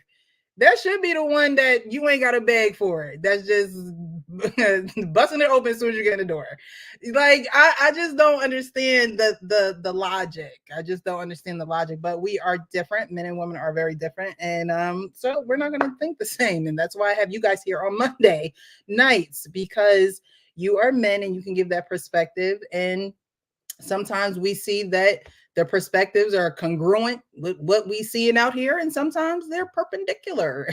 So, I don't know. So I appreciate you guys. I love having these discussions because they really do bring a light to the forefront on what's going on, and you guys don't hold nothing back, and I appreciate that. The Wife School Podcast said, exactly, marry her. You know, it's like you want it, but you don't want it. You want the benefits, but you don't want the responsibility. You want the pleasure, but you don't want the principles. I don't know. Let's get to the final words, because we've had a great evening this evening, but it's about that time. Okay, I'm feeling the same way I felt on Saturday. Got the y'all know when y'all see me do a couple of those, that's the ultimate sign. But this has been a great evening. I'm gonna do the final words. We're gonna start with our pain. We're gonna go around. Sean, thanks for coming back on the panel. Up to Kenny P and end with the actual King Smith. But we're gonna do the final thoughts right now. All right. So our pain, final thoughts, sir. Yeah, it's just real quick. Listen, I like the conversation tonight. And listen, the first guy, I sound like I'm defending him. He's deplorable. He's all these kind of things. And yeah, I agree with you. But the last guy about him not being righteous and all that kind of stuff, I agree with that. He wasn't righteous because he knew that by continuing to come back to the chick who wanted more, even though he told her the truth, he was wrong. But the larger issue is with most men, if you're ignorant of the fact that if a woman invites you back into her bedroom, a regular woman, not the chicks who have a Rolodex and Wednesday night is your night. But a lot of women are not like that. Just thank God for humanity that most women are not like that. I believe that. If you're going back on a regular basis, you own it because she has more feelings for you than you might want to admit. And if you get her pregnant, that's where all the trauma comes from if you don't want a baby and she keeps it. Right? So if you raw dogging a chick like that, you're wrong. Your righteousness goes out the window. And you can start out by liking this woman, but always wearing a condom and telling them, unless we elevate our relationship, I'm keeping this shit on. Right? So now she has a choice. So I'm just saying, men have a part to play in this, but by no circumstances will I ever agree, even with all the simps on the panel, that a man is responsible for a woman's box. We're not. Women absolutely control the sexual marketplace, and we playing it the best way we know how. I'll land it there.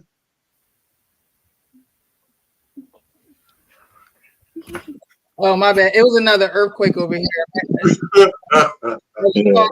Yeah, with the simp comment shook up the world. It was that's called fire for effect, brothers. That's all. All right, let's go. Pink, final thoughts. Sorry, and thank you, Arpain. I appreciate you for being here. Thanks so much. Pink, thoughts?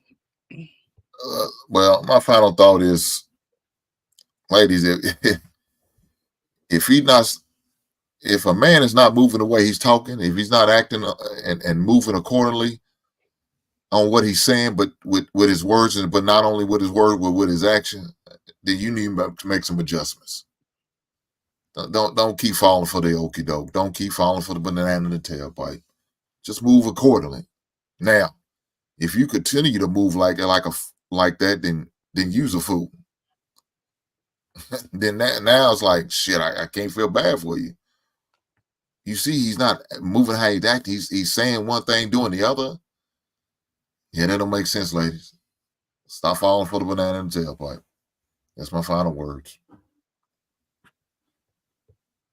Thank you. I appreciate you for being here. Thank you, Sean. Your final thoughts, sir? Yes, Arpain, give me my cake back. I'm super simping tonight. Yeah. My final words, control your emotions. Don't let your emotions control you, both men and women. All right, Sean. Short and sweet. Thank you for that. I appreciate that. Thanks again for coming back. Something triggered you to come, not triggered you, but wooed you back on the panel, and we appreciate it. Your final thoughts? Yeah, I'm sorry, I forgot my cape, so I came back to get it. Oh, God. Kenny? Well, another great panel, great discussions. Please heed the good and don't do what certain people say, but just leave a conscience, moral, and ethics. Find what you want in your life, make the right choices, and stick to them. I think you'll be all right. Good night. Oh my God. Thanks, Kenny. I did this, and I hope now I got to be mindful because I don't want y'all to think Then I'm like, come on. I'm so sorry. Okay, I have to be mindful because my body is doing the talking, and I don't want you to get offended thinking that I'm like, come on. But now that I done said it, I can see myself doing it. And all right. Thanks. No, no, Precious. That is your signature move. I've seen you do that on some of the other stuff, and the moment that I see that, I'm like, oh, here we go. But now that I notice it, I notice it even more. Where I'm like, okay, let me not put the let me not, let me There not. you go. So Kenny, I hope you weren't offended or anything because I didn't mean anything by it. I think my body just naturally does certain things when it's tired. Not at all. A lot of us got a little thing going on right now. But I appreciate you for being here. Thank you so much. Great Monday with you guys. All right, Actual King Smith, my co-host. Final thoughts, sir. Oh man.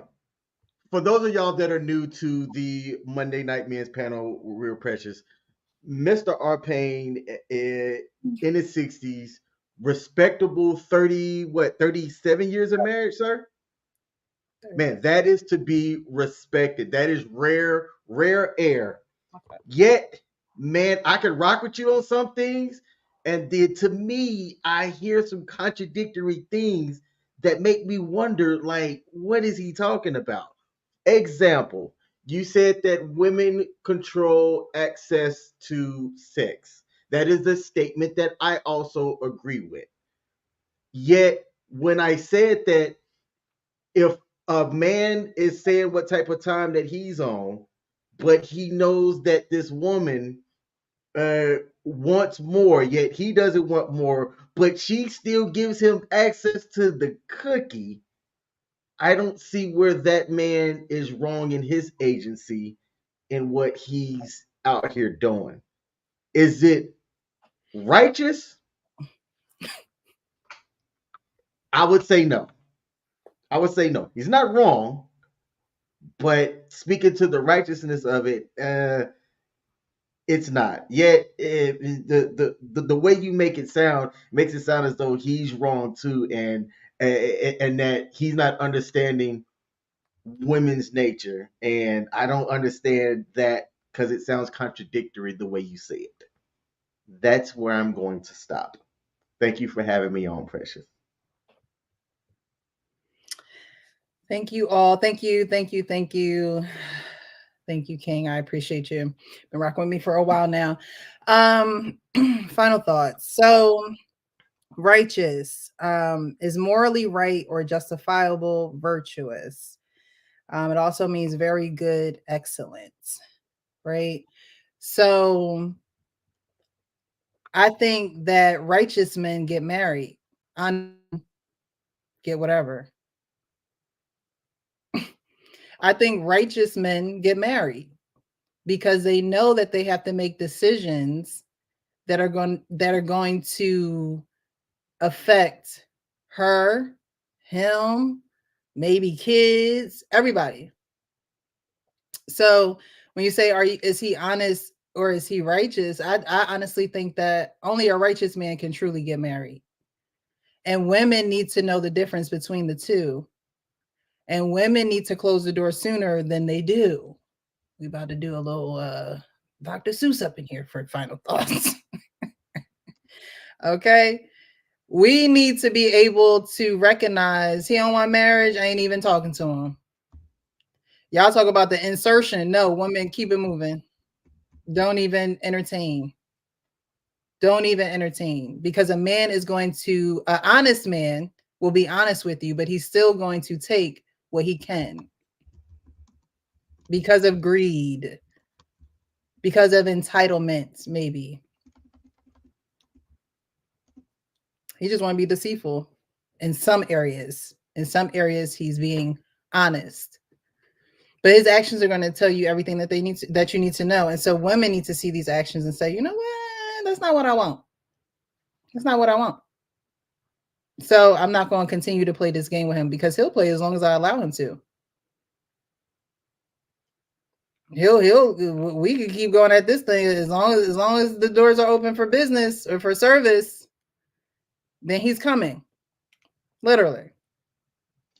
So you need to stop him from coming. Okay, ladies, stop him from coming. Because as long as you opening them legs, he gonna come. And so you already know that you're gonna have to put a stop to it. What you want is out there. Don't think he can't be the one if he can't give you what you want. He can't be the one. So we can't try to make him the one. Us women be trying to make them the one. I could sleep him. I could sex his brains out so good he ain't even gonna want nobody else. He gonna want somebody else. He gonna want somebody else. But a righteous one gonna know that he's not gonna be he's not gonna be with that somebody else. A righteous one knows that he has responsibilities beyond himself, and he takes on those responsibilities head on. Not trying to deceive, not trying to be greedy, not trying to be devious. So I appreciate you guys in this show. This was a good one. I think there were a lot of great perspectives. Yes, King. I'm just waiting on you to close us out. Oh, yeah, it gotta be more, a little bit.